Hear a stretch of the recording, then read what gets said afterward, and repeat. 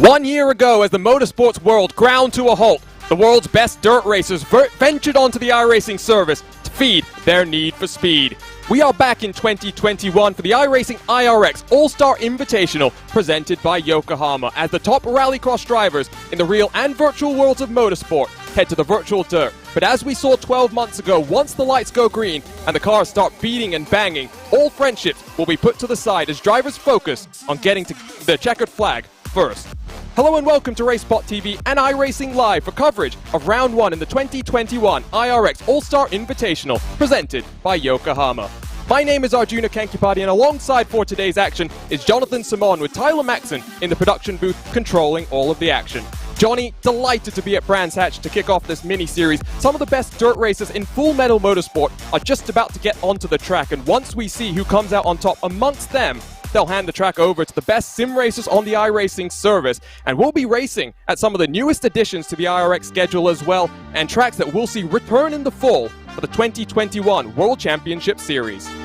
Yeah, exactly. It's back. All-star events for our professionals in motorsport, and then an invitational series, something a little different for our professionals in sim racing. It's a brand new year, brand new circuits, as you say, and with no pun intended, we welcome you to Brands Hatch for round number 1. It is an exquisite circuit, the longest of our various pick of circuits on the Rallycross calendar for our World Championship this year, and it's very challenging. It's also the fastest out there as well. 235 kilometers an hour heading into Paddock Hill Bend at turn number 1, and Arjuna, it shares very similar characteristics to the old Rallycross circuit they ran here at Brands Hatch for many decades. And for those who are unfamiliar, this track has a history of hosting rallycross action. That's kind of migrated, over to the likes of Lydden Hill. Here is the event format, Johnny. 5 minutes of qualifying has just begun. Drivers get 3 laps to set their fastest lap times. That will bring us into the heat races with a 17-car field. That means 3 heat races for the pro drivers, 5 laps. The top 2 of them advance the rest of the cars into the LCQs where they fight for their chance to make it into the feature races. And it'll be a little different in our all-star events for our motorsport races because of the grid size. So it's up to 4 heats, even for the sim races as well, and up to 2 LCQs. We should get a few heats in, should get probably 2 LCQs as well, depending on numbers. But it will be action-packed, which is what we always see in our all-star events. We've had races last year where all 10 drivers were taken out into turn 1 to begin the feature race. We've had brilliant action where it's been clean racing. But most of all, it's been fun, there's been laughs, and you get to see your favorite drivers tackling it out there on the racetrack, such as Scott Speed, who we've just seen pass us in the Subaru Motorsports USA car. He is very quick in rallycross machinery. You'd have to say he's one of the favorites here today. It's great to see the traditional blue and gold for Subaru Motorsports out on the iRacing service. And of course, Scott Speed, Johnny, as he starts his qualifying attempts here, he was part of the team that developed iRacing on the service as well. So he knows what it takes to be fast, not just in the real world, but some of those tricks and little intricacies of sim racing that you have to always find to go fast in the sim as well. And people forget with Scott Speed, apart from being a former Formula One driver as well, racing for Toro Rosso back in the day, he's raced in NASCAR and many other forms of competition. He is a 4-time world champion in rallycross in the US. And we ride on board with him through the circuit, so we grab a feel about what Brands Hatch will present to us this year in rallycross. So he heads through Graham Hill Bend. This is turns 5 and 6. Then you'll head towards turn 7. The Joker is to the right-hand side onto the loose. Now, you might think that's a shortcut as they cut through Clark Curve, but it's actually a 2-second Joker delta time. It varies from 1.9 to 2.1. There's the exit of the Joker, depending on how you take it, when you take it, and whether or not you take it with traffic. So we're expecting lap times around the 54 to 55 second range for the sim races. A 56.4 at the moment by Kevin Hansen on pole is a very quick lap time. Scott Speed about half a second behind. Times are coming in thick and fast. We've got a contingent from the IndyCar community. Connor Daly currently fastest of them in 9th position, James Hinchcliffe in 10th, and Ed Carpenter, who's run a team in the World Championship Series in the past, in the 12th position in the 021 One thing you will notice, Johnny, is just like we saw in the World Championship just a couple of months ago, the Subaru is very much the favored car, but watch out for the Fords and the Beetles. They can be very rapid as well, and some of these drivers, Kevin Hansen, for example, he's in that Beetle, and across the finish line he goes to complete lap number 2.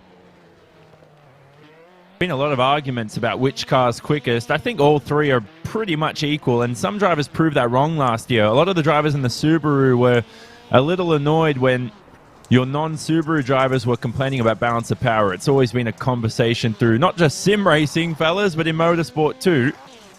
And for Kevin Hansen, it won't phase him at all. Some of those drivers last year, the sim racers, would jump in from the Subaru to, let's say, the VW and post similar lap times within a tenth just to prove the balance of power theory wrong. But won't be impacting Kevin Hansen. He's here for a bit of fun, racing for Hansen Williams Esports. His teammate here today is Henrik Krogstad, and his teammate, Arjuna, raced not in this All-Star Invitational last year. He was a competitor in our Sim Racers World Championship. And there was a bit of discussion, Johnny, that we had before we came on air as to whether Krogstad is really a pro racer or a sim racer, as Z Backerud goes up into 4th, qualifying done then for Kevin Hansen, a world champion as well. It's going to be interesting to see Krogstad, like you mentioned, that World Championship experience on the dirt. Here's Tim Stevens, here's Ron Capps, lots of strong names. No one with as much sim experience as Krogstad, who now goes up into 2nd. Well, Ron Capps will not be feared by the sim. The man has traveled at 526 kilometers per hour. He is an NHRA funny car racer. He's won an NHRA Funny Car Series Championship back in 2016 as Ron Capps, racing the Napa Autosport Subaru. And across the line he goes. And now where does he place? He's never the quickest in rallycross machinery, but he's made some feature races, and he's a very good racer for a driver who, ironically, doesn't race too much in a sense. He's always out against the stopwatch, but not against other drivers. Well, qualifying comes to a close then. Get ready now for the first of our heat races. As a couple of drivers make their way into the main event. Trackside then for the first of our 6-car heats, and it is Jim DeCamp on the pole in the 111. Ron Capps will line up on the outside. It is 2x2 here at Brands Hatch. So Connor Daly, Tim Stevens, row number 2. Andreas Backerud and Kevin Hansen. Lots of RX experience. They line up at the tail end of this field, Johnny. Tim Stevens is a journalist. He's not a road racer. He's not a real race car driver, but he's done a very good job covering sim racing during the pandemic and lockdown, and he's very quick as well. He improves from time to time. It's an inverted grid. We're going to have inverted grids all day, and that's why you see our pole sitter Kevin Hansen starting from the back. Get him a seat in the Sim Racers World Championship. That would be something to watch. Backerud and Hansen, they've come to blows in the past in the real world.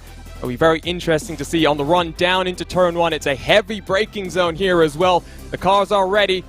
Green light is about to come out here at Brands Hatch for the first of our heat races in the 2021 IRX All-Star Invitational presented by Yokohama.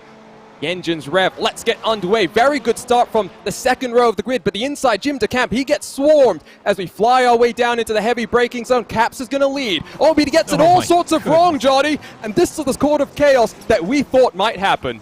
And you'll have to turn his way back around. That's Kevin Hansen in the wall as well, your pole sitter, but you can't skip Paddock Hill Bend. You have to go through the loose, otherwise you will receive a 30-second time penalty at the end of the race. So that's why you've seen them all go through, but we'll try and pick apart who's in first place. It looks like Connor Daly for the moment in the US Air Force Subaru. Tim Stevens right behind, and Tim Stevens up the inside for the lead. He's in turn number 1. Oh, sorry, he's in P number 1 here halfway through the first lap. Looked like he yoinked the handbrake as well, but you can see top 2 streaking away as Backerud is now up into 3rd. There was a bit of a mix-up between, I think, Backerud and Hansen as they tried to get around Ron Capps, who was pointed in the wrong direction. But to complete lap number 1, Stevens and Daly, no one has taken the Joker just yet, Johnny. And you were saying that it's between 1.9 to 2.1 seconds. If you're Connor Daly in this situation, how do you approach the Joker strategy? Yeah, it's very interesting. We'll wait and see because we've never raced here before. Not on iRacing, not officially in an All-Star Invitational or World Championship as we ride on board with Connor Daly. And we'll get a glimpse of how strategy will work. I'm sure these guys have put in hours of work, Arjuna, into the All-Star Invitational, figuring out Joker strategy. People might laugh at what happened to Ron Capps there at turn 1, but it is a downhill braking zone, and we talked about it. It's the fastest point of any circuit in Rallycross, which is why it's a bit of a struggle to get these Subarus and Volkswagens and Ford Fiestas slowed down. And braking in these machines, Johnny, is not as simple as I think some of our viewers might be thinking. The car, the way that the weight transfers, that's what influences the braking performance and how the car then responds as you enter your input. So for Ron Capps there, just a little bit too fast. I think he tried to respond, and that spat him out into the wall. And once you get things wrong in these cars, there's very little time to react. Oh, and Tim Stevens has hopped all over those anti-cut strips. Will he receive a slowdown penalty? We'll wait and see. Now, all eyes, I think, should be on Andreas Bakkerud because he needs a top 2 transfer position. Only your top 2 head to the feature race. The rest will head to your, what we call LCQs, stands for last chance qualifiers. And it means they have one last chance to make that feature race. There's Bakkerud in the Monster Energy Subaru up the inside of Connor Daly. Connor Daly's going to have to take to the Joker unintentionally. A very bumpy entry. And this is not a shortcut. 2.1 seconds around that mark added to his lap time. And you can see Daly was struggling, I think, to get the car turned in. But now in some clean air. Now let's see if he can maybe try and get some good lap times in. Couple of laps to go. Bakkerud on the hunt then, 2.6 behind Stevens. I think it is a 3-horse race here. Stevens, Bakkerud, and Daly fighting for those 2 transfer spots, Johnny. Stevens is looking very, very quick, I might say, and Andreas Bakkerud is really having to push hard to catch the CNET editor in front. Yeah, definitely. I think it's Stevens probably got this race in the bag, but for Bakkerud, I think he's got that transfer position done and dusted. He's all on his own, ready to lap away. For Kevin Hansen, you'll probably head to your last chance qualifiers. Very quick is Kevin Hansen. His brother Timmy Hansen not racing today, 2019 FIA World Rallycross champion. And did I see in the back a shot Bakkerud go for the Joker? It just appeared for a second there. And there he is, yes. So he's going to lose some lap time. Good decision, I guess, Bakkerud, because he's got that clear track space. And I guess you can, well, pictures speak louder than words, don't they, Arjuna? He's in second. Hey, he's in second now, comfortably in front of Daly. So Stevens versus Bakkerud. White flag in the air. Gap is 4 seconds. So at this point in time, like Johnny said, Tim Stevens in control. But look at the car control on display from Bakkerud. Now let's see how much time he can really close on this final lap, Johnny. I think there's no chance.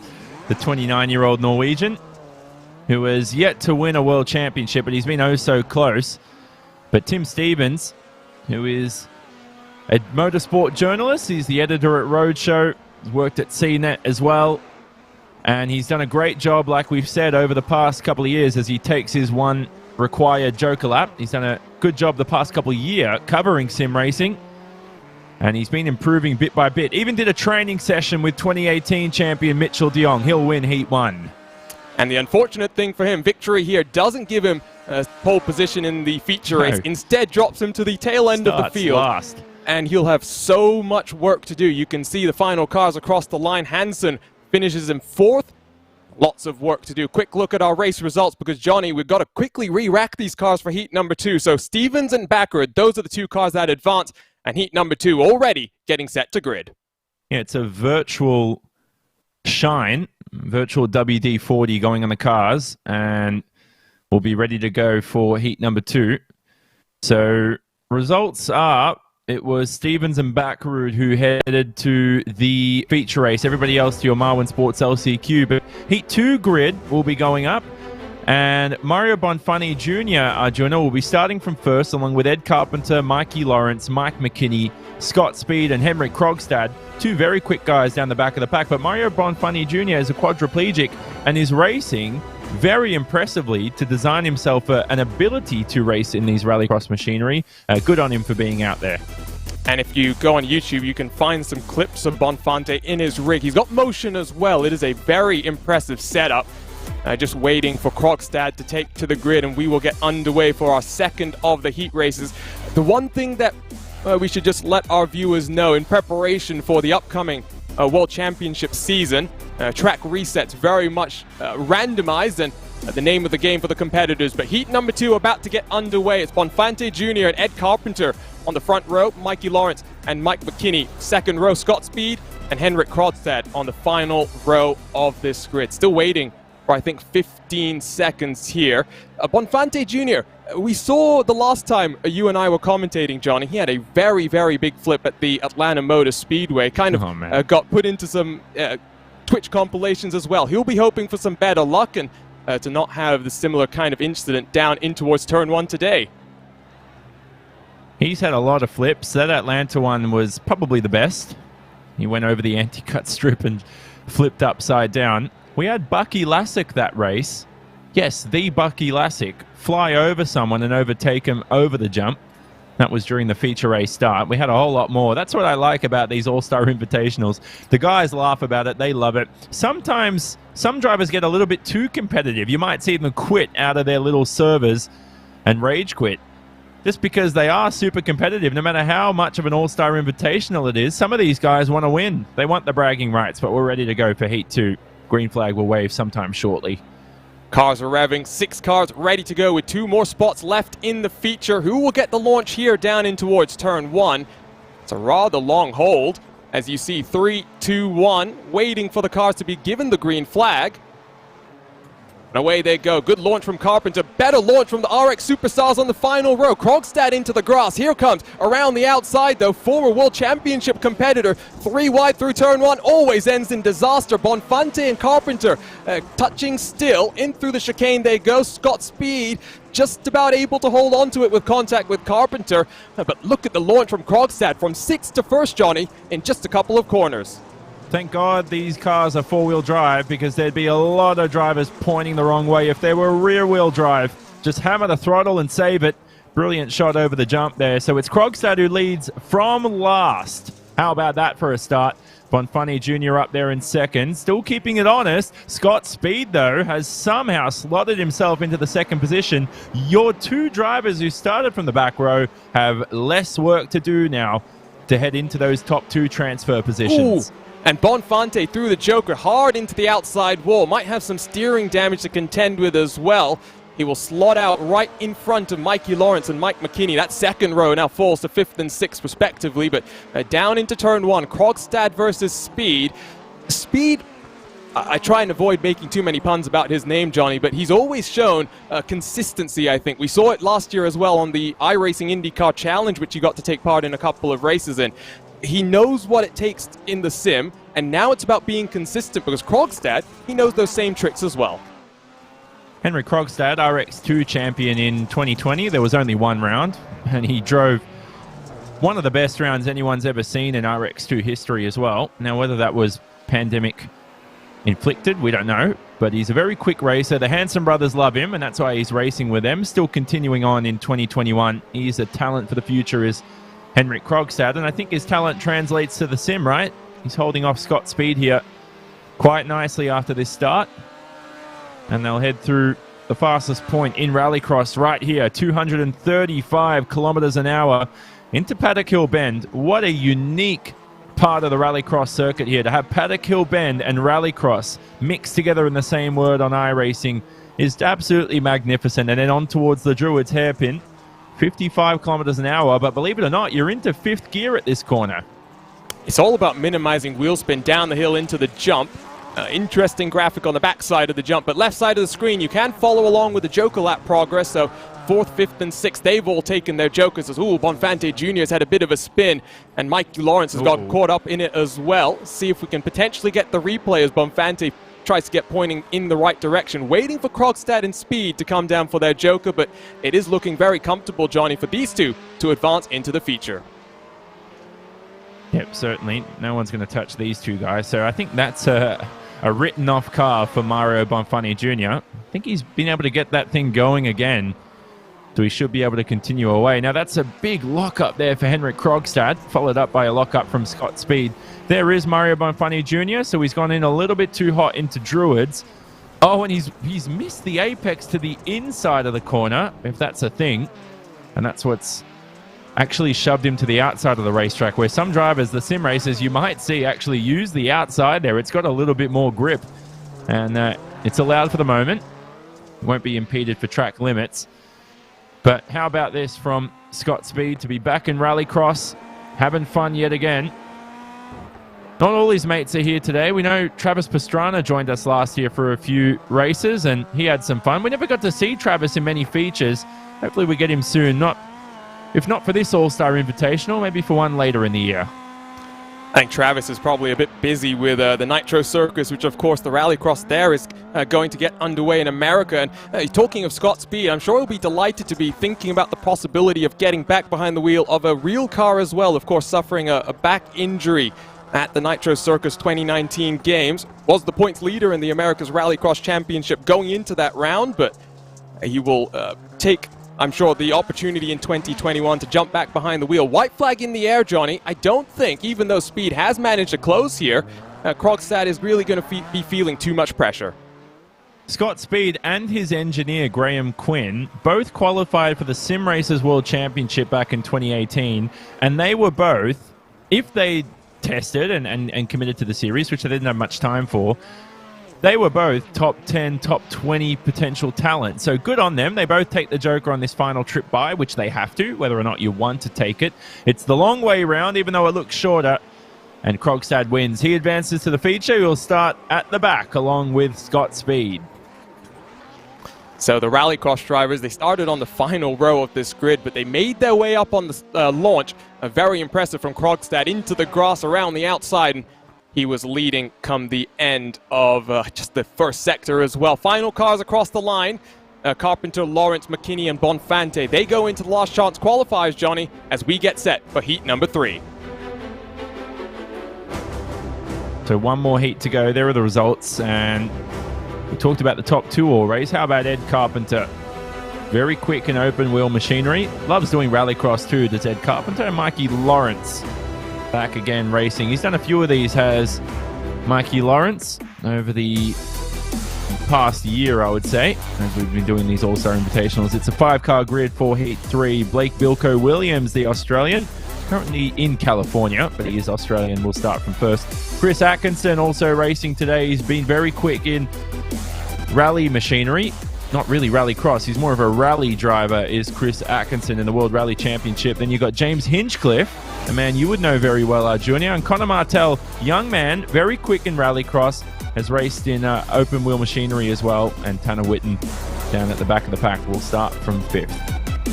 I have a feeling as well, 5 cars here might be a bit more intense down into turn number 1. They're already all good to go. We still have a couple of seconds before we will get underway. Prediction here, Johnny. James Hinchcliffe, he's got in the catbird seat, kind of, because you'll see they're kind of all swarmed across the grid. Row 1, a bit more to the left side of the track. What does that mean for someone if you can get a good launch? We'll wait and see, because the race is about to start. I'm sure I was going to give a good answer, Arjuna, but the green flag waves. Green flag does wave indeed, or at least we wait for the engines to rev.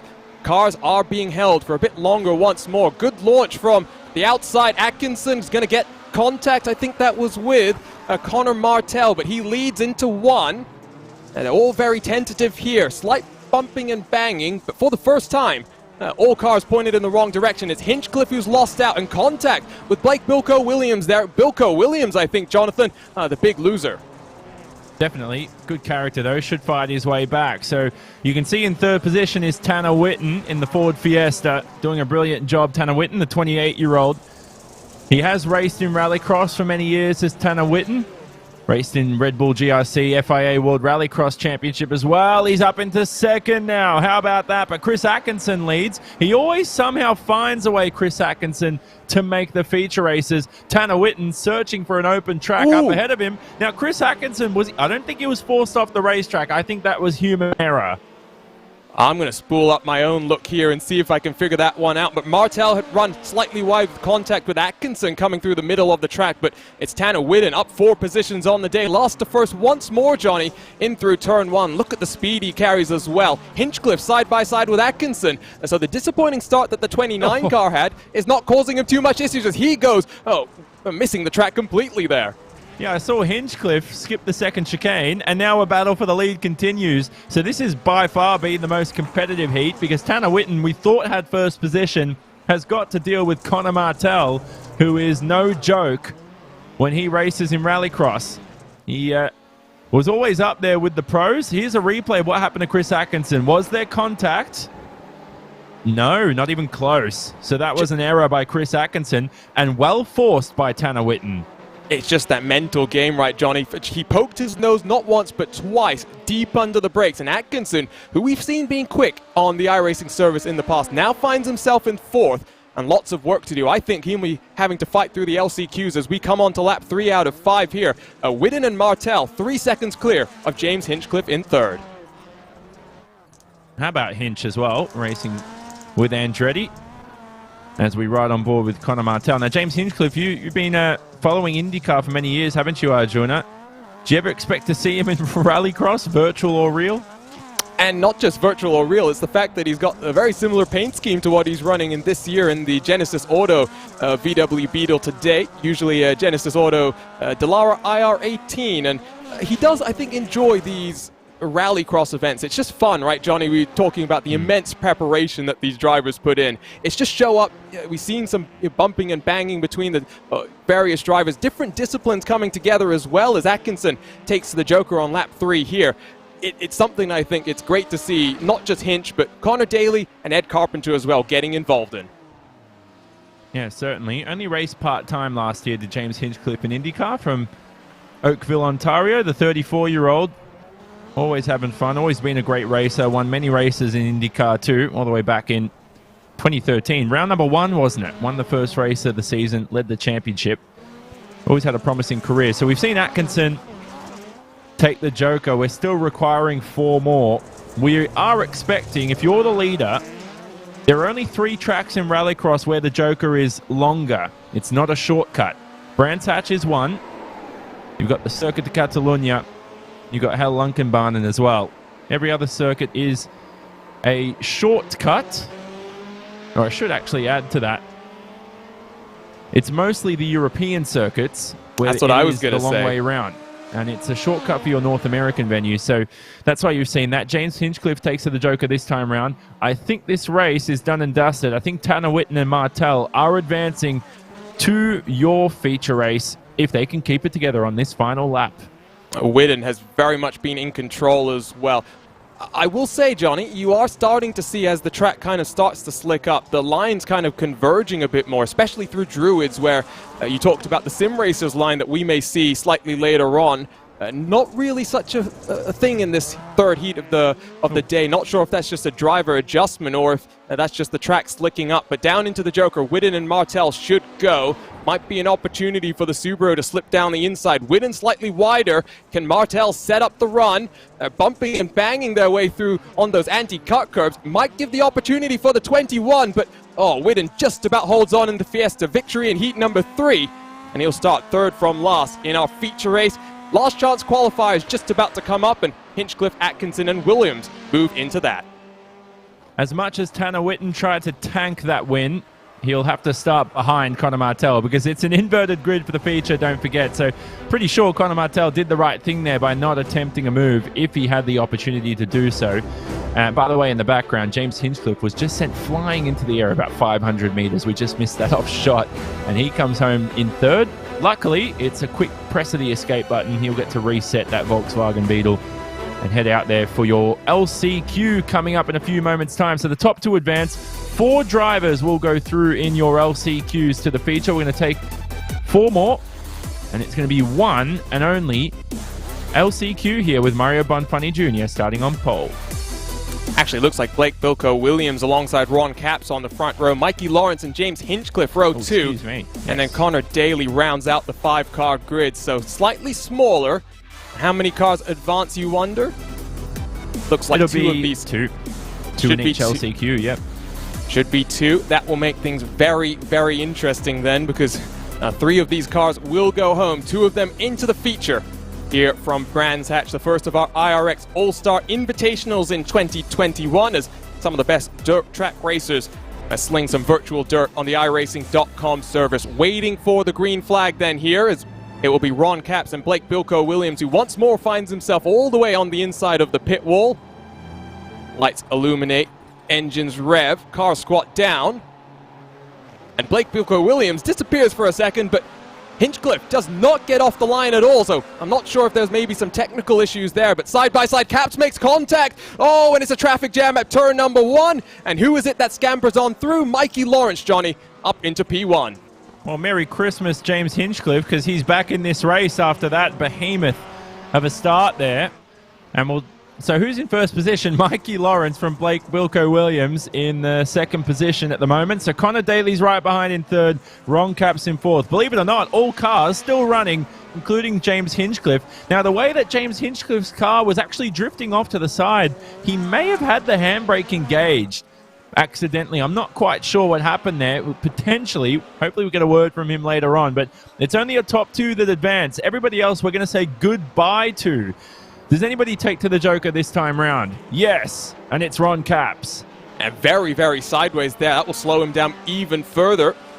Out here comes, though, Blake Bilko Williams in second. Mikey Lawrence, 1.9 seconds clear as we finish lap 1 here at Brands Hatch. Very high speed down into turn 1 as Bilko Williams covers the inside. You can see that these cars are locking up the inside front, and it doesn't seem to be affecting them too much. Here comes Hinchcliffe, though, trying to get the run on Daly. Contact between the two of them through the chicane. And I think Daly's going to have to cover the inside here because the Beetle looks to try and get the move done. He slides up into the path of the US Air Force Subaru. And James Hinchcliffe, after not getting off the line well at all, Johnny, up into third position. Did not hoover up the jump there at all, did James Hinchcliffe. And somehow keeps it pointing in a straight line on the exit. So it's these drivers we're watching up on screen battling it out. But at the moment, Hinchcliffe's made his way up into second as we ride on board with the Andretti Autosport driver. And he'll head through Clark Curve, the final corner of Brands Hatch. How beautiful is it? We get to see most of Brands Hatch used, at least the Indy layout, in this rallycross circuit. Connor Daly up the inside of Bilko Williams into turn 1. That's an early braking point by Bilko Williams. You can sometimes brake at the 100-meter board. He's gone straight to 150. I think just maybe memories of what happened at lap 1 there, Johnny. Doesn't want to get involved in more contact because there's still potential as they're bumping and banging coming into the hairpin. Oh, they're both off into the gravel. Ron Capps, who has already taken the Joker, Johnny. That's very important. Will be lurking in the background. And if Hinchcliffe has any sort of an issue right now, Ron Capps is very much in the driver's seat. Yeah, potentially. So what are the gaps now? I think Ron Capps got the gap on James Hinchcliffe for the moment. About 3.3 seconds between the two. Remember, it's a 1.9 second Joker if there's traffic, because you can hold up the other guy behind on the exit. Now, if you're on your own, it's a 2.1 second Joker, because you calculate it all the way to the start-finish line, and you don't get the best of runs coming out of the Joker, which is why you're a bit slower and lose those 2 extra tenths. Hinchcliffe into the wall at turn 1, and he has given up a potential transfer position. He slotted all the way just in front of Ron Capps in the last position. And the big loser there, if anything, is Ron Capps, because the potential that Capps had to jump Connor Daly and Bilko Williams through the Joker has now completely disappeared. It's Connor Daly in the US Air Force Subaru, 4.7 seconds adrift from Mikey Lawrence, who is very much in control of this race. It might now be a 2-horse battle for that second and final transfer spot. Connor Daly versus Blake Bilko Williams. Who would have thought, Johnny, that in 2021 these two names would be competing side by side? Now let's take a look at this incident, though, for James Hinchcliffe, just getting the turn-in point wrong and clips the inside wall. Yeah, now, he didn't lock up? Oh, it might have been a minor lockup there. Did he yoink the handbrake even heading into turn 1? It's unnecessary in this car. You don't need to. Daly! Around on the start-finish straight as well. That is a bizarre place as the white flag flies. James Hinchcliffe is going to get on past. Ron Capps as well. And Bilko Williams up into second as there's all sorts of chaos into turn 1 as well. Bilko Williams is on the track, off the track. It was contact between Williams and Daly, Johnny. I think this race is over right now because Lawrence and Williams have the gap on everybody else. Mikey Lawrence has taken the Joker, and Bilko Williams should advance to the feature. How about that for an ending on this final lap? Everybody else is just too far behind, and they're all spread out and split apart right now. Looks like Mikey Lawrence will advance. Congratulations to him. We haven't even talked about him in this LCQ, but that's because basically lights to flag for him. He'll take victory here, make his way into the feature as Blake Bilko Williams down into the Joker as well. Should be Mikey Lawrence then in the 2-2 of Williams to advances. You see hop, skip, and a jump there through the Joker. Here comes Hinchcliffe trying to take advantage, but it will be too little too late. Hinchcliffe doesn't advance. He'll be looking to come back in a couple of weeks' time as some contact after the fact as well. It's just a bit of fun for these guys, Johnny, and I think this really epitomizes that. Yeah, definitely. Mikey Lawrence has raced in off-road racing in the real world. This will be nothing new to him. And he wins by, that is one of the largest margins I've ever seen in Rallycross right there. In the Sim Racers World Championship, the largest ever victory gap we had in the feature was 8.1 seconds. That right there absolutely blitzes that by a country mile. And Bilko Williams will join him in the feature, both racing in California, but both not from California. Here's the grid I read out earlier incorrectly. Mario Bonfanti Jr. starts from first alongside Jim Deschamps. So it's a 2x2 grid, as we said. Chris Atkinson on the outside of Mike McKinney on the second row. And it's important this race for Kevin Hansen to make his way into a transfer position. If he's not in the feature, it is a round to forget. And I think what we saw in the last of those consolation races as they were is the entertainment and the excitement starts to ratchet up. So 10 seconds left before the cars begin this final consolation race. Next up, it is the feature in 10 laps to decide the first of our IRX All-Star Invitational winners in 2021. But for now, 6 cars, 2 slots in the feature. Front row is Bonfanti and Jim Deschamps. They have not enjoyed the best of runs so far today. Can this be the difference maker for them?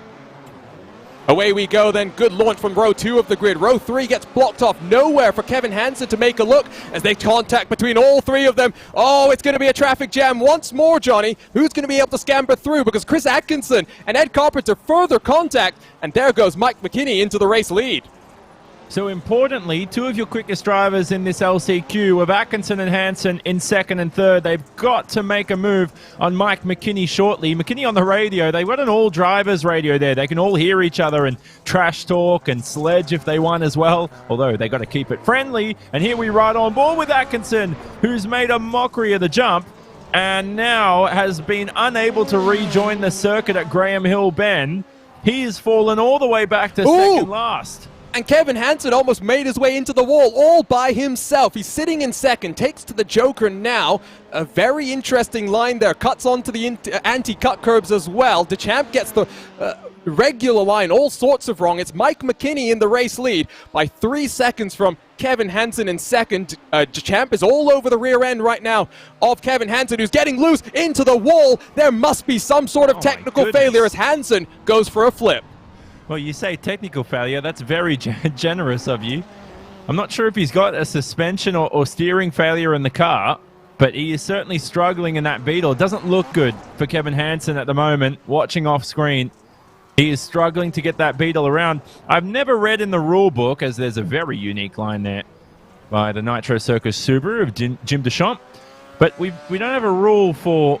I mean, what happens if none of your drivers finish the race? Does anybody advance? I've never had to consider that in Rallycross, but we're 2 laps in, Arjuna, and I think we might have to look into creating a rule for that liking.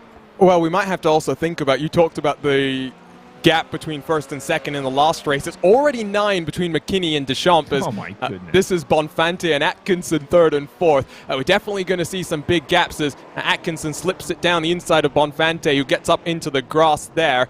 The question I do have, Johnny, I said technical failure because I think for Kevin Hansen, it kind of looked as though the steering didn't go where he wanted it to go. Maybe it was a technical failure in terms of the hardware that he was using. Maybe it was also contact in through turn 1 because we saw a lot of bumping and banging, and you've seen it in the World Championship. You can damage your steering very easily in these cars. Kevin Hansen, oh my goodness, Bonfanti Jr. upside down, just like Atlanta, and just like another couple of rounds as well. Luckily, he was helped pointing back the right way around by Ed Carpenter there. Kevin Hansen's pulled it off. He's retired. I was watching an onboard shot of him off screen, and that steering wheel looked like it was pointing 90 degrees to the left on the straight. That's how bad his steering damage was. So certainly a technical issue for him with that car. I think he's just damaged it on that first lap. Surprised that his car was the most fragile. It seemed like everybody was involved in some form of incident. Well, the gap between first and second, Johnny, just if you're curious, Atkinson is actually going to get on past Jim DeChamp. As you can see there, Atkinson already jokered, as has McKinney. 13.7, but don't count out Atkinson, I think, to close this one to McKinney. And at the end of the day, the important thing here, who starts on pole position in the feature race? Oh, Chris Atkinson, if he finishes in second. Yeah, which is reward by unintentional... or an unintentional reward for Atkinson, the New Zealander, who is... Did I just say New Zealander? Excuse me, the Australian. How disrespectful to my own home nation as we see Dim Deschamps to the outside. I was too busy thinking... I'm not even going to go into what my thinking is at this time of the morning right now in Australia, but he has raced as well in the World Rally Championship, raced there in the mid-2000s up towards about 2009 as well. Prior to racing, actually, in motorsport, Chris Atkinson, people forget, was a stockbroker. And he was very fond of that. Then entered racing, of course. Probably had the money to do so if he was a stockbroker, especially if he invested in the .com bubble. Checkered flag waves. McKinney first, Atkinson on pole for the feature. It's still white flag, actually. One more lap to go here. And this is Deschamps and Carpenter. Oh, maybe the flagman Barney just getting a little bit too excited here, because you can see these two cars still going very much head to toe. It is early in the morning for you, Johnny, but the wonderful thing about this type of an event is we're running it as a slightly different window to the World Championship. So it's an opportunity for people who aren't familiar with what iRacing and Rallycross looks like, as you see wonderful action here. Out front as Deschamps up into the outside wall. It is Mike McKinney across the line to take victory, and he will advance into our feature race. 10 laps on the other side of a brief warm-up period. Chris Atkinson should join him as well. Oh, Barney's still waving some form of flag there. Probably the checkered flag this time around. We're in Brands Hatch, Barney.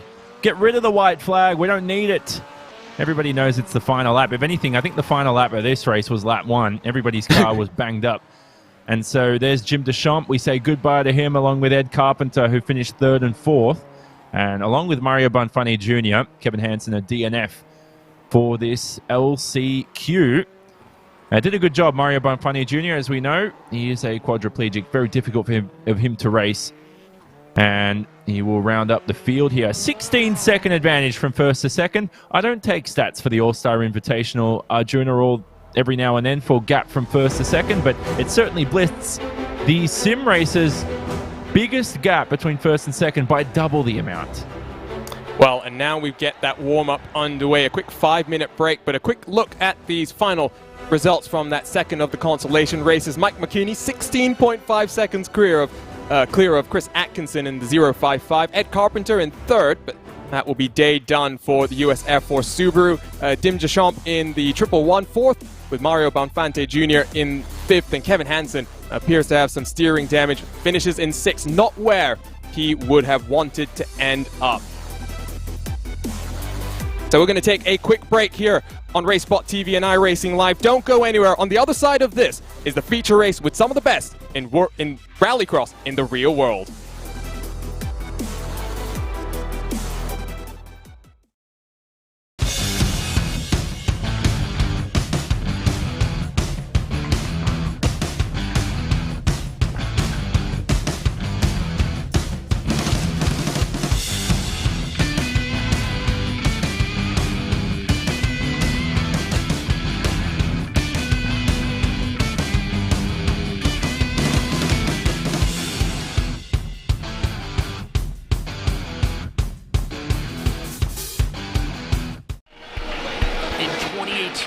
Nitro Rallycross took the racing world by storm with the biggest jumps. That is what Travis is hoping for. The best drivers. And the most intense action ever. It's gone up the inside again. We've got 3 cars. In 2021, Nitro Rallycross is expanding with 5 epic races across North America. Designed by Travis Pastrana, each brand new, purpose-built course will be the biggest, fastest, and craziest the sport has ever seen. From the mountains to the Great Lakes, the desert, and the Sunshine State, Nitro Rallycross is coming to a racetrack near you. Oh, and that goes sideways over the jump. He spins. Maybe there was contact on the way Ken in. Block, unbelievable. Wow, it's like they're launching out of a machine gun. Nitro Rallycross, the series, revving up and taking off this September.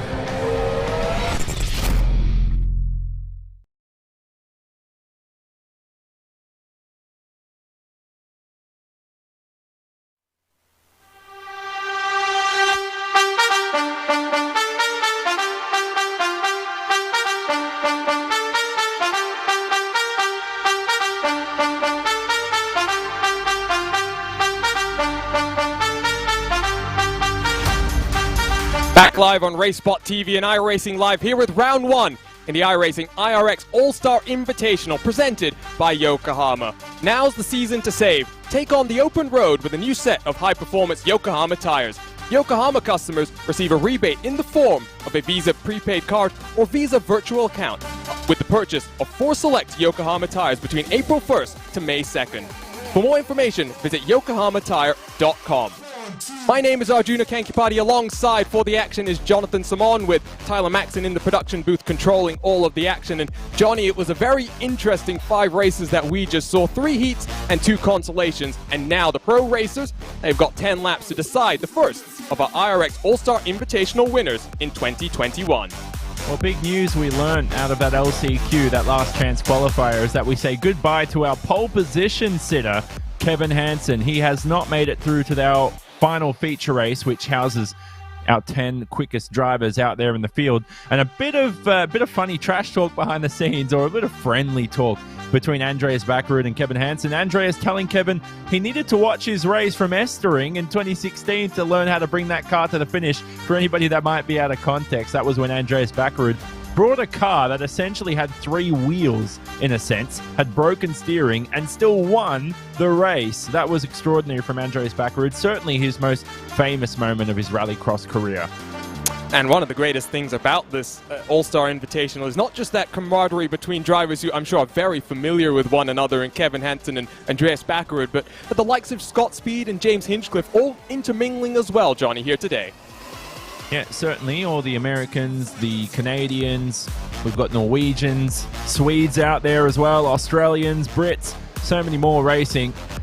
And there's going to be 10 of the best here racing in this final feature race, from Chris Atkinson, who will start from pole, Arjuna. But we know pole means nothing at this stage because the amount of pileups we've had into turn 1 has been extraordinary. Now, I'll tell you what, the track design is pretty much designed to have not chaos into turn 1, but a good overtaking opportunity into that first corner. It's a very deep braking zone from high speeds. So if you start on pole, it's not all signed, sealed, delivered that you will hold first position heading into Paddock Hill Bend. And the run then down into Druids as well. We've seen bumping and banging there with people trying to move cars out of the way. Let's take a look then at our starting grid, though, for round 1 in the iRacing IRX All-Star Invitational presented by Yokohama. It is Chris Atkinson in the Subaru Blue and Gold that starts on the inside of this row, with Blake Bilko Williams on his outside. Mike McKinney and Mikey Lawrence, they share row 2 on this grid, with Connor Martell and Scott Speed row 3. Andreas Bakkerud and Tanner Whitten, they're row 4, with Henrik Krogstad and Tim Stevens rounding out the 10-car grid. A prediction from you, Johnny, very, very quickly. Who do you think will come out on top? Oh, don't ask me that, Arjuna. Come on. Have you seen the other 5 races we've just had? Not sure. I reckon grab a 10-sided dice and roll that one. That's why I always like to put people on the spot, because when, and it does happen sometimes, Johnny, the commentators get things right, we tend to then look like geniuses, but still waiting for Chris Atkinson to join up on the grid here. 10 cars, 10 laps, and 1 winner from Brands Hatch. That jump is going to be oh so crucial, as is the launch down in towards turn number 1. Engines begin to rev as the lights illuminate here. One of the newest tracks on the iRacing service. A fictional layout, but Brands Hatch has rallycross heritage. Great jump from Connor Martell is 4 wide. They fly their way down in towards turn number 1. It's Bakkerud who makes contact with Atkinson. That causes a bit of a traffic jam. No, it was Bilko Williams who in fact got turned around there, Johnny. Atkinson screams into the race lead, and I think it's Bakkerud, in fact, in second. Good start from Bakkerud for sure. So Atkinson in first, as you confirm, and Bakkerud potentially to the first position here. Atkinson has absolutely missed the apex by a country mile. Big mistake by Chris Atkinson, the Australian, hands the lead to the Norwegian of Andreas Bakkerud. Now, at the start, you saw Tim Stevens go nowhere off the line. I think that was just poor reaction time from Tim Stevens. He's in 6th. I think the motto of what we learnt here at the starts is head to the inside line. That's your best bet. And that is a very interesting strategy. We've seen a joker from Atkinson and Tim Stevens at the back a shot. That's going to hand them into a whole lot of traffic here in the early laps. I don't like that strategy at all. Oh, and I think, was hoping to maybe come out in front of Martel, but in fact cycles out into 4th position with Tanner Whitten in the Ford right behind him as they break down into the heavy braking zone of Turn 1. Bakkerud, Krogstad, Martel, Atkinson, and Whitten. That's the top 5, Johnny.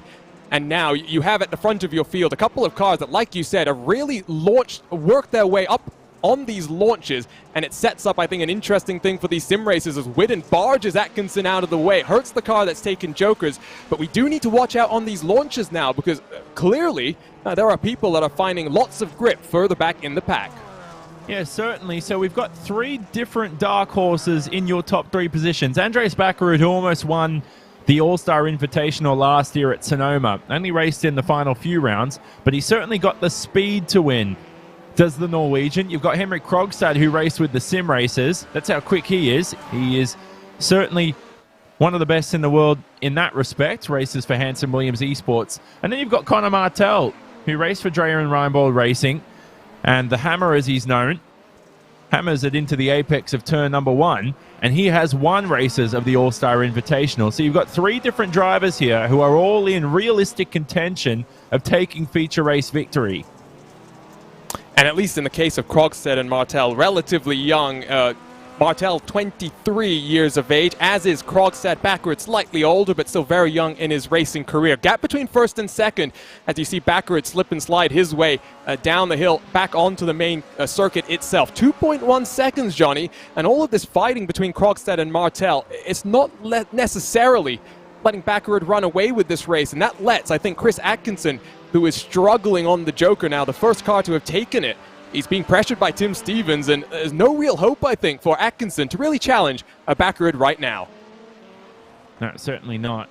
I didn't like that first lap Joker strategy at all, as we see a whole lot of drivers here in a whole lot of positions. We've got to, now you can see on the left-hand side of the screen, anyone with the highlighted little Joker crown has taken that Joker lap. It is required. Whether or not you want to take it, you need to take it once and once only during the race. As we see a nice little scrap here between Stevens and is that Chris Atkinson? Yes, it is. Chris Atkinson right up ahead of him in the Car Expert Subaru. And right behind them is Scott Speed. Very unlikely, or very unlike Scott Speed to be down in 7th. He is always in or up amongst those drivers in the first position winning these All-Star Invitational, but he was involved in a whole heap of collisions there on the first lap. Makes his way around Chris Atkinson, who has been disposed by both of them. 2 positions lost, and Atkinson turns around Scott Speed. He won't be happy with that at all. But watch the pace from Tim Stevens right now. Very, very impressed at how he pulled away from Chris Atkinson, as I think Tanner Whitten has come down onto the Joker this last time around as well. So now he is the leading car to have taken the slightly longer lap, as I think Chris Atkinson into the wall at turn 1 as well. Here, though, is the Henrik Krogstad, Connor Martel battle. Still closing now on Andreas Bakkerud. Gap down to 1.6 seconds as Martel gets it wrong over the jump. Can he hold on to that car, slipping and sliding his way through the left-hand corner?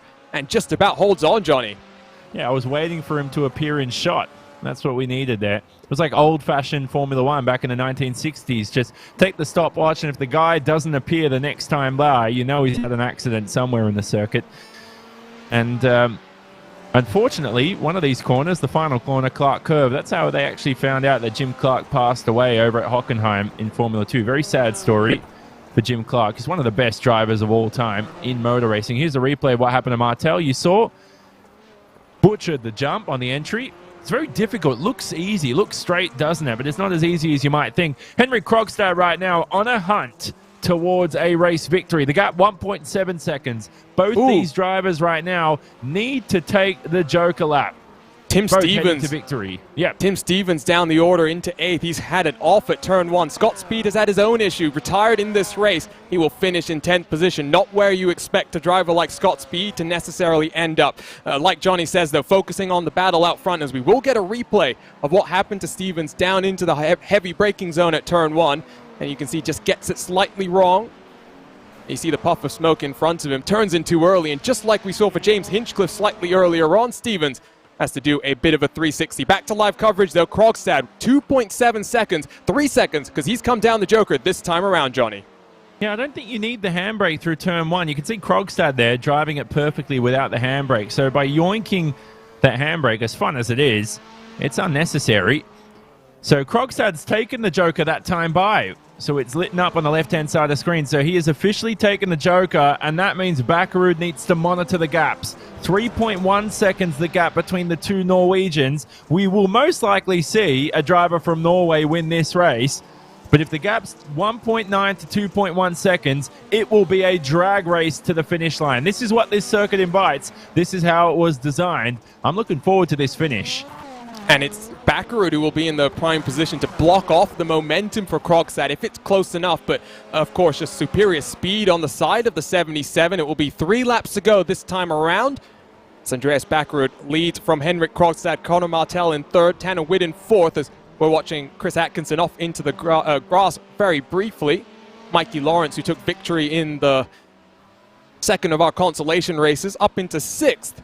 Still yet, I think, for the car in front to come down onto pit road. Come down onto the Joker, Johnny. Excuse me there. That's fine. Chris Atkinson, it's April here. He's missed summer by about 4 months because he keeps trying to make a few trips to the beach there, doesn't he? In the gravel at the outside of Clark Curve. Probably still needs a tan, doesn't he? As we ride on board with Chris. He's initially was a co-driver for his brother Ben. As we see, one driver stricken off ahead of them. Now, is that Mike McKinney, I believe? It might be. Mike McKinney, who's made a mistake heading through Graham Hill Bend. I was about to say about Atkinson, I was trying to fit in a nice little nifty fact there. Was a co-driver for his brother Ben. They switched roles, and he never looked back for his racing career. But for the moment, Mike McKinney has made that error on the approach to Graham Hill Bend. Luckily keeps his positions. Now the gap for the lead here. Bakkerud has taken the Joker. It's now half a second between the two, with a couple of laps remaining. It's 2 laps as we'll take a quick look at the replay for McKinney over the jump. Once more, just lands slightly wrong. Rejoin maybe not the safest as well, but no harm, no foul. Like Johnny says, 7 tenths is the gap, but I do think, Johnny, Bakkerud is in control because Krogstad, while he's being quick, has not really been close enough to try anything in the first 9 laps of this race. And that's IQ for you, a driver of Andreas Bakkerud, who races in the FIA World Rallycross Championship. Henrik Krogstad looking to make the full-time move from RX2 to that top division. Bakkerud wondering, hey, I don't want to drag race to the finish here and make it exciting. I want to win this race. I'm going to take the Joker early and block that track position. Krogstad has missed his braking point into turn 1 on the final lap, and I think he's given up the victory to Andreas Bakkerud, or at least the opportunity for a victory. Looks like Bakkerud, the Norwegian, will finally take the top step of the podium in one of these All-Star Invitationals. He's had some fun in these All-Star Invitationals before, but like you say, no victory just yet as we pick up Conor Martel and Tanner Whitten. Whitten has gotten past in the Ford up into the podium positions, but watching Bakkerud and Krogstad as well as they come up into the final couple of corners. It's been an interesting 10 laps. Contact between Martel and Whitten. They will continue to duel it out for the final step of the podium. Almost dumping Whitten is Martel. But out of the final corner, it is Andreas Bakkerud, driver for RX Cartel in the real world. In the sim, though, in that Subaru Monster Energy colors, victory in the 13. And Johnny, like you said, I think finally gets the reward that he kind of wants from these events because he's been a regular competitor in these invitational events. Yeah, brilliant stuff by the Norwegian. It's a Norway 1-2. I guess they can be happy with that, can Henrik Krogstad. Henrik Krogstad, a big favourite to win this one as well. He's very quick, and he'll be lamenting that mistake into turn 1. I think he was in with a real shot had he not made that mistake. And then Tanner Whitten with a podium. Wasn't expecting that at all entering this round. I really thought Conor Martel or Scott Speed may have rounded out the podium today. There are the results on screen. Scott Speed, a DNF, of course, but Connor Martell will be back racing again, hopefully, in the next 3 rounds of this All-Star Invitational. If you were excited about this one, I have to say, Arjuna, we've got 3 more of these coming up over the next month or 2. And at some very exciting tracks as well. Quick just point to point out here is Baccarat up 6 in this feature, Krogstad up 7, Widden was up 5, so we just have to watch and see to potentially think about cars working their way up through these features. Not sure, Johnny, if we're going to get any interviews here, but looking forward to potentially getting a chat with the likes of Andreas Baccarat, Henrik Krogstad, and Tanner Widden as well. Yeah, certainly. I'd love to speak to Andreas. He's one of my favorite drivers in Rallycross for sure. He's very quick in the cars, as we know, but he's an awesome personality as well. As good of a personality as he is a driver for Henrik Krogstad, who, of course, will be disappointed he didn't win this one, but it's all in good fun. So good on them for finishing 1-2. Hopefully in future weeks. It seems for Scott Speed in future weeks, I hope he has some luck to his side. He either has super bad luck or the best luck out of anyone in the field, and today was on the first end of the scale. Well, it doesn't look like we're going to get Baccarat or Krogstad in. Let's see if Tanner Widden is standing by, one of the few Fords in our field. Podium for him, and Jonathan Simon, take it away. Tanner Widden, we got you first of all. Just double checking if you're there, Tanner. Can you hear us? So we'll get back to you on that, ladies and gentlemen. So Tanner Widden, who's unavailable at the moment right now, he was an RX driver as well. He's been racing since he was 10 years old, Arjuna. So a lot of experience racing in rallycross machinery from Red Bull GRC. He's also raced in the FIA World Rallycross Championship and competed in some IMSA competition as well. He rounds out the podium there. Hopefully we get him sometime soon so we can have a chat to him, Arjuna. But good to see him on the podium. Like I said, he was in some of these events last year, but never saw him in the top 3. And like you said, Johnny, I mean, we have more of these. We'll have a week off after this. Then we'll head into the month of May and a couple of races there. And the final round will be from the Charlotte Motor Speedway. That will be wonderful. We're going to step aside for a quick commercial break here. The pros are done. Sim Racing's finest about to head on to the track here at Brands Hatch. Don't go anywhere. Here live on iRacing Live.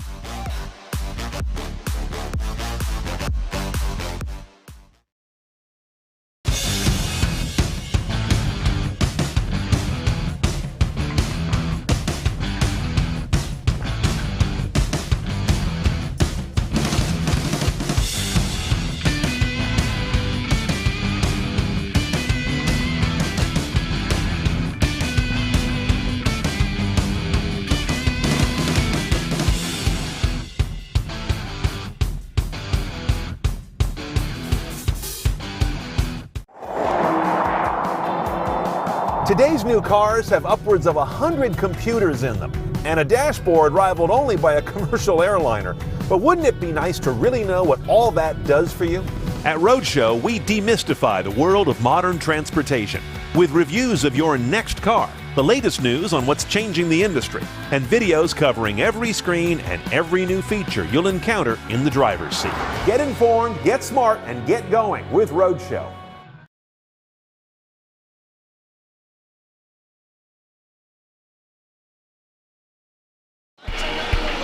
In 2018, Nitro Rallycross took the racing world by storm with the biggest jumps. That is what Travis is hoping for. The best drivers.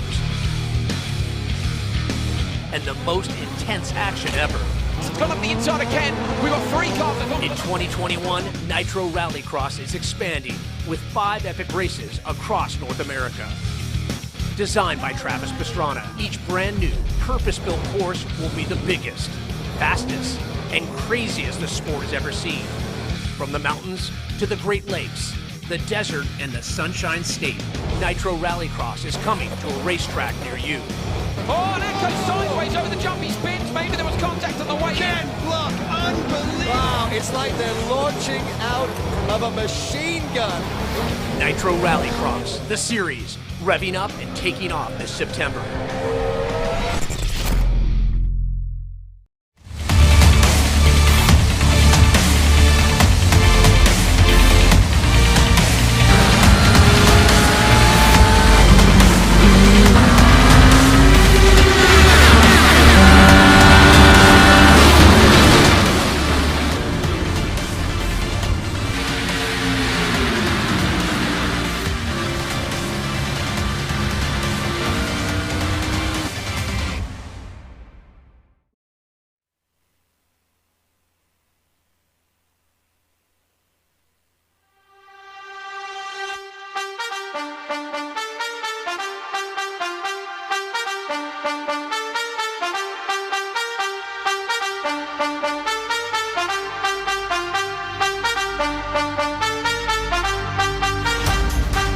Back live from the virtual Brands Hatch for the first round in the 2021 iRacing IRX All-Star Invitational presented by Yokohama. Andreas Baccarat has taken victory as the world's best in rallycross and dirt ventured onto the iRacing service to feed their need for speed, and now sim racing's finest will do battle at one of the newest tracks on the iRacing schedule.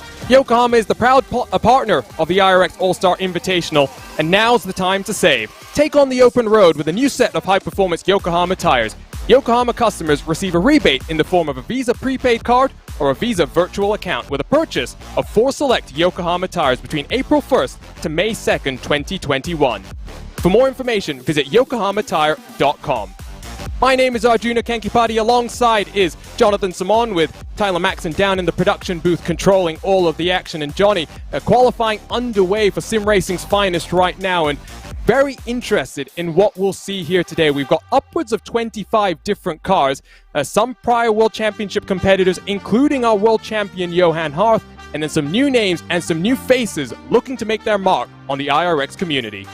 Yeah, certainly. So our top 10 from 2020 were invited into this All-Star Invitational. That's your top 10 in the standings from our 2020 season, along with any previous winners of the World Championship. So there were 4 more who weren't in the top 20. So you've got a total of 14 there at a minimum who are invited that do not need to qualify. Anybody else or any other roster spots we can fill come from a public time attack competition, and that's where drivers are allowed to set a hot lap and enter these events based on that hot lap. So you might see some new names today you may not be familiar with in the rally universe. We've got some quick ones, some young ones for the future, but I'll tell you what, that event format we've got up on screen, that is the one that we will be going with today. It's a full spoke of a grid right now, 4 heats coming up, 2 last chance qualifiers, and 1 big feature race at the end. And with a couple more cars in this sim racing field, we'll have a few more heats, but still only 2 cars qualifying from each of them. Qualifying coming to a close then. Johnny, I want to get some predictions from you here, because this is not just the start of the IRX journey for some of these drivers, but the road to the World Championship as well. The qualifying series will get underway in a couple of months' time, and for some of these drivers, very important that they stand up strong here today. Yeah, some of them are not too fussed about this. They're just here for a little bit of fun. How about that for an all front row? Set Esports as Joni Ollikainen and Tommy Horman head the front 2 rows. These were 2 drivers who were arguably in contention for the World Championship. I think they did finish in the top 5, but I think they both deserved a shot at that championship that Frenchman Johan Harth won in the end. Luis Nunez, a new talent to watch. He could qualify for the World Championship later on. Garrett Maines, top 10 in the championship last year, returns again along with the young Vicente Salas, the 18-year-old from Temecula in California, and Josh Edmondson, somebody we haven't seen in the world of rallycross. He is new, along with Eddie Kerner as well. 2 drivers we haven't seen in either the Rallycross World Championships, either of those 3 seasons. Let's see how they fare here today in heat number 1. It's going to be a lot of nerves for those guys. This is the biggest stage they've ever raced on for most of them. Well, you talk about nerves. Joni Ollikainen and Tommy Holman, that front row. 4 victories between Holman and Ollikainen in the 2020 World Championship Series. There's a lot of experience there. And then, of course, Vicente Salas, who did not necessarily enjoy his run in the World Championship Series last year, is coming off his first career eNASCAR Coca-Cola victory for Space Station Gaming at the Richmond Raceway. Lights to flag victory for him. Lots of confidence then on his side. We've still got 15 minutes left to go. Luis Nunez has recently joined up with the Logitech Gioltas Esports team. One of their drivers, Bo Albert, was in World Championship competition last year with Andretti Autosports, teammates of Vicente Salas. Some interesting names, some new faces as well, as we get underway here in the sim racing portion of the iRacing IRX All-Star Invitational presented by Yokohama. 7 cars in the first heat race of the day. Lots of experience on the front row, and then lots of experience further back, and it's the front row that gets a very nice launch. The Logitech Altus car defends all the way down to the inside, into the grass, and contact with Set Esports. And who is that? That's the 44 car, Joni Ollikainen, Johnny, that finds himself at the tail end of this field. Well, nothing's changed for Joni from the World Championship last year. Complete bad luck For the young Finn, he'll be trying to scream his way back through the field. Top 2 advance, you do require a joker, just like our All-Star Invitational, although we don't have inverted grids. Ollie Kynan was our pole sitter. How about that screaming shot over the jump? So Horman leads so far. He is experienced, 2 race wins in Rallycross in his career. He's got a number of other podiums as well. And top 5 in the world is Tommy Horman. He has made a big step up in 2020. Here's our first shot of him in 2021. How big of a step up has he made in his 3rd season of Rallycross on iRacing? Luis Nunez and Garrett Maines, they got together coming out of the hairpin, dropping down to the end of the field. So Olakainen no longer lost. Still potentially has a chance here. He's in 5th, as you can see, down the straightaway. So I think that was Eddie Kerner who's come down into the Joker on this first lap. Holman leads from Edmondson by 0.8 of a second. Luis Nunez is 0.3 further back as Vicente Salas is getting all sorts of sideways coming through that chicane. This is where we saw a bit of bumping and banging. Edmondson running that slightly alternate line that you might see early in these runs, Johnny, but as the track wears in and starts to just become a little bit more slick, it becomes a lot less grippy, and you'll see less cars migrating up to that outside line later in this event. Yeah, potentially, but you want to head to the worn-out part of the circuit. It will be single line, though. It's like driving on a rain-filled street circuit, in a sense. Nunez looking to the inside and holds off the overtaking maneuver. How about that, though?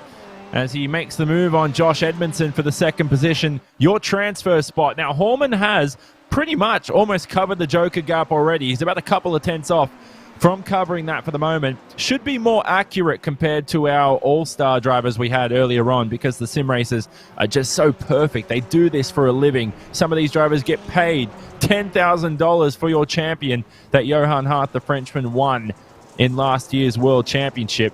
$10,000 richer. And that's why these drivers put so much work in. How about Nunez? That is an abysmal line onto the jump. Maybe that's intentional. We're learning this circuit as we go, Arjuna. We've never seen our sim racers race at Brands Hatch before. Yeah, this is the first competitive outing for this track. And like I said, the road to the World Championship really, in effect, starts today for a lot of these drivers. They're seeing what their competition has been up to in the last couple of months. And we'll see exactly how they've worked, as I think that's Salas trying to get to the inside of Edmondson across the start-finish line. Oh, they're going to make contact. Yes, they will. Into the braking zone. Salas down the inside. Edmondson is going to get forced on to the gravel. Just about holds on to that one. Here comes, though, Olakainen after that contact early in the race, John. He still has a chance to maybe work his way up through the field, and no inverts in this race. So that also means for Tommy Holman, if he finishes at the lead of this heat, he will start in pole position in our feature. Yeah, he won't have the hat trick, obviously. The hat trick is when you score pole position, a heat win and feature win. We've had a few of those in Rallycross. Obviously, Ollie Kynan's the only driver who can do that after taking pole position. Now, this is still important for Joni Ollie Kynan. You might think, what's the point of making a move if you don't advance to the feature? This also sorts out grid position for your LCQs. They both head to the Joker at the same time, and we've seen an overtake into the Joker, something that's not new in the world of Rallycross, but something certainly new on iRacing in Rallycross. You don't see many overtakes into the Joker, and they rejoin alongside Eddie Kerner now, who's now slotted up the inside of Ollie Kynan. Ollie Kynan with track position into Paddock Hill Bend. He's clouded the barrier, I believe, and that allows Kerner to hold 4th position ahead of the young Finn. The problem for all of these guys is with the white flag in the air, they're still side by side, costing each other time, as Olakainen may be just searching for some grid position in the last chance qualifiers that he will be heading his way down into, as over the jump, almost 3 wide they work. At the front though, Tommy Holman works his way into the final couple of corners, will come down onto the Joker this time around, as will Luis Nunez and Vicente Salas. So Tommy Holman, set esports driver, rounded off the last World Championship season, in very dominant form. 2 second-place finishes and a victory in the final 3 races. And he starts his quest in 2021 for a World Championship in the best way possible. With a heat race victory here, Altus newcomer Luis Nunez advances to the feature as well. Salas, Olakainen, Kerner, Edmondson, and Maines, Johnny, heading into our consolation races. Yeah, well done to them. Good start from Luis Nunez in his first race in an official iRacing Rallycross event. You know what I mean by official, not the official series, but one of the All-Star Invitational, All-World Championship, All-Pro Series. Good on Luis Nunez there from Spain. and the rest of the drivers will head to your last chance qualifiers. Here's your world champion from 2020, starting alongside a very familiar face in the sim racing world. Kevin Ellis Jr. starts from second. He is trying to enter Rallycross this year. I've heard rumors. Kevin Ellis Jr., he may qualify for the World Championship. Matt Adams right behind the Canadian, along with the young Jacob Rafos. News on Jacob Rafos today. The young 13-year-old has signed with Set Promotion. He may represent them in the World Championship this year. Row 3, it's Marcos Matamoros and Quentin Dalomo. So I think family relations there to one of our World Championship competitors in 2020. Final starter in this field will be Robbie Lareal, another newcomer to IRX. Many new faces now looking to make their impression then, as we are moments away from getting underway with the second heat race here. An Apex Racing Team front row is Johan Hart, joined by his teammate in the Porsche Tag Heuer Esports Super Cup. What can they do then in this IRX All-Star Invitational as the cars begin to rev up, lights illuminate, and we get underway. Not such a good start from Kevin Ellis, but the world champion straight away down into turn number 1, 3 wide for second position. Ellis slightly deep under the brakes, opens the door for the couple of cars to slip down the inside. Matt Adams up into second as the youngster Jacob Rafos, 13 years old, Jonathan, fights side by side with a world championship driver. Yeah, the young Norwegian. The Norwegians have done really well today, but Matt Adams, the Canadian, right up ahead of him. It's be tough for Jacob Rafos to make a move from this stage onwards. 13 years old. He is a star in Rallycross in the future. Trying to make a move at Graham Hill Bend. Not really an overtaking spot. Going to be really lucky through there. But how about that from our world champion, Johan Hart, into first position and heading away to start on that front row with Tommy Horman. And for Kevin Ellis Jr., he's got the potential, doesn't he? Did he? Now, Arjun, you have to remind me. I'm not sure. I heard he won a race in the Porsche World Championship, didn't he, this year, potentially? He did. It's been a breakout year. A breakout 24 months, if you ask me. Last year was the first signs of Kevin Ellis really starting to make his mark. And then victory in the opening round of the World Championship in the Porsche Tag Heuer Esports Super Cup at Interlagos. And now qualifies himself into this IRX All-Star Invitational. Looking very comfortable. And the one thing that you'd have to say, Johnny, if you want to learn a new form of racing, as this is, it's a totally different discipline that Kevin doesn't have much experience in. A world champion as his teammate, and not just the world champion, but John and Jake Robertson as well, who you got to see in 2020. It's a very strong ground that Kevin is able to fall back on.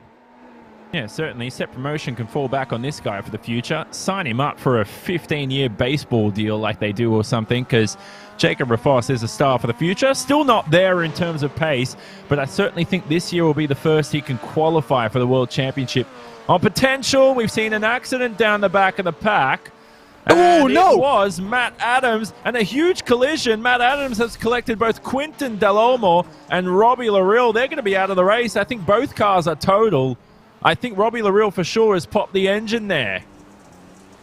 We need to get a replay of that. It was Adams who was trying to rejoin from the Joker, and straight to the RaceSpot TV replay machine we will go. You can see the 17 slipping and sliding, trying to get the power down as he gets back onto the track. It was contact with Matamoros, I believe, and that is just unfortunate, Johnny. Not holding the brakes, and he takes out not one, but 2 different cars. Well, as much as Robbie Lareal won't be pleased with that, he was almost sent into the pit lane. That's the beauty of sim racing. We get some nice wrecks that to remember, but good on the Robbie Lareal. In the real world, back sitting at home, he'll just have to scrub off probably some dust off his shoulders and get ready for the LCQs later on. He'll start towards the back of the pack. He's got some work to do. Now, you mentioned brothers. Quinton Dalomo is not just brothers with former World Championship driver Killian Dalomo. He's racing today. But they've also got Lucas Dalomo racing too. So the 3 of them, not triplets, but a trio of brothers. Quinton's the oldest at 21 years of age. Lucas, 19. Killian at 17. We may potentially see all 3 in the iRacing World Championship this year if they qualify. So we've got the Hansons in full medal rallycross. We've got that family tradition. Do we have another family forming now on the iRacing service, Jody? Potentially. We got John, Jake Robertson. You got Alexi and Joni Heikkinen, who are also looking to qualify too. There's a lot of duos out there in the field. A lot of brothers. Guess sim racing makes them all bond together. You talked about the Hansons too. Anybody else I'm forgetting? I watched an old Formula One race the other day. I saw Ralf Schumacher and Michael Schumacher. Maybe that counts. I'm trying to give it the old college try, but at least not in sim racing. No one is popping into my mind as final lap then here at Brands Hatch. Kevin Ellis has done a smashing job, only 1 second behind his teammate and the world champion Johan Hart as they come around the hairpin. A good little run for the Apex Racing team. Their cars will be starting up front in these feature races. But of course, Johnny, you mentioned the Robertsons as well. There's more of these Apex Racing teammates lying in the wings. Yeah, definitely. They've been very quick. Good to see an ART duo go through. Jacob Rafos, though, will have good grid position for your last chance qualifiers. They both take to the Joker. It's required. You'll see Jacob Rafos in the background absolutely sent it. He's almost sent that Subaru spinning as the young 13-year-old from Norway. So Hearth will start on the front row alongside Hallman. Ellis Jr. will be on the second row. And they will both advance. So Ellis Jr. will be joined by Luis Nunez on that second row. Don't forget, Ellis Jr. will be on the outside. So will Hearth. So you've got an ART duo on the outside heading into an easy overtaking spot in the feature. That's going to be an interesting event later on today.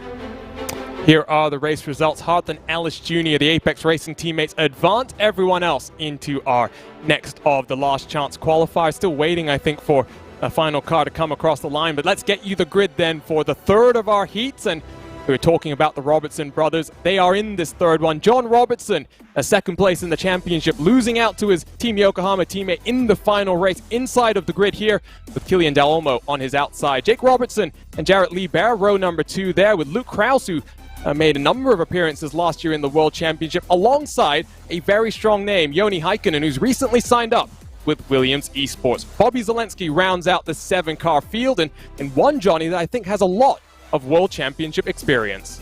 Yeah, Zelensky almost eNASCAR World Champion last year. How about that for Joni Heikkinen, who retired basically from Rallycross, gave up his license, which ironically actually gifted his brother a license into the World Championship. And if that doesn't tell you Joni Heikkinen's serious about a return, his pace may be good today, but certainly his social media presence, because he has signed with Williams, as you said, and he is making a run back to the World Championship. He was almost a world champion in 2018. He's got the second most wins of all time. Let's see how he fares from the back. He has lots of work to do, but he is on the outside in the Williams colors for the very first time. And once more, the lights illuminate, engines rev. We get underway for Heat 3. Wonderful launch for Heikkinen on the outside. Already up into 4th position as we sweep our way down into turn 1. John Robertson able to hold off for now, but Del Olmo sweeps into the race lead. Here comes Heikkinen to the inside of the second of the Robertsons. Oh. There was a bit of contact there, Johnny. I'm not sure if Jake Robertson is going to appreciate that so much. Well, Jake Robertson's already retired from the race. I would have kept racing, son, the way that the contact's been going on today, but he will start from the back in your LCQs. So it's it's Killian who leads at the moment from John Robertson. So another Del Olmo, like we said. Lucas not racing today, but John Robertson, who was leading the World Championship from round 2 onwards up until the final round, and then lost it to his teammate Johan Hearth. But Heikkinen with a start of a dream right there. Now, the good thing for Heikkinen is he went straight to the inside line, and it worked out for the best. Like I told you, Arjuna, you want to go for the inside, don't you, into turn 1, it seems. That's what we're learning here from these races at Brands Hatch. And this is all what I like to call data downloading, right, Johnny? These are opportunities for these drivers to figure out what the best move is as Del Olmo clips the inside wall. Robertson not able to take advantage here on lap 2.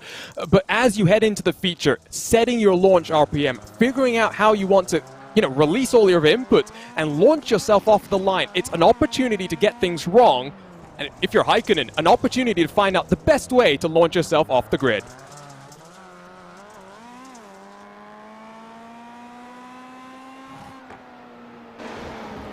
Good stuff from Robertson there. Just catch a glimpse of this middle sector of Brands Hatch. Now, Robertson has 1 career win to his name. It would be nice to grab another one here today.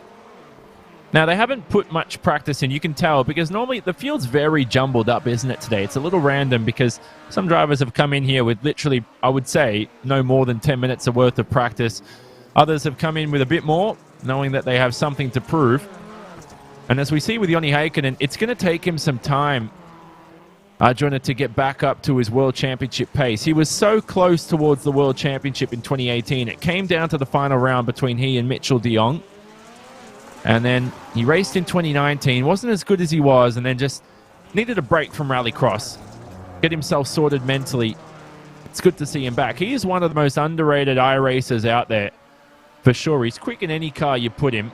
I've seen him race in open wheelers, in tin tops. He's very, very good. Now, where is he up on screen? I haven't seen him now. Is he off? No, he's gone to the Joker as Joni Heikkinen. So good strategy by him. He's going to let the top two fight here for the transfer positions. If they're smart, they won't battle it out. But if they're not, they'll want that grid position, won't they, for the feature? And that's not going to help John Robertson, dealing with some technical issues up ahead of him. Oh, well, watch for the lap times now as well, because these guys are nose to tail, and you can see coming over the anti-cut curves, Robertson is all over the rear end of Delomo. Heikkinen has cycled out right in front of Luke Kraus, so as long as there's not contact between the two of them, there was, but Heikkinen holds on, doesn't lose too much time either as he comes across the jump. I don't think he's going to be looking in his rearview mirrors with too much happiness as Luke Kraus still slides that car in, tries to apply the pressure. But look at the pressure that Robertson is applying down into the Joker. Not going to commit this time. Yes, he does. Slight contact, but the Apex Racing Team driver bumps his way into the Joker and into the wall as well, Johnny.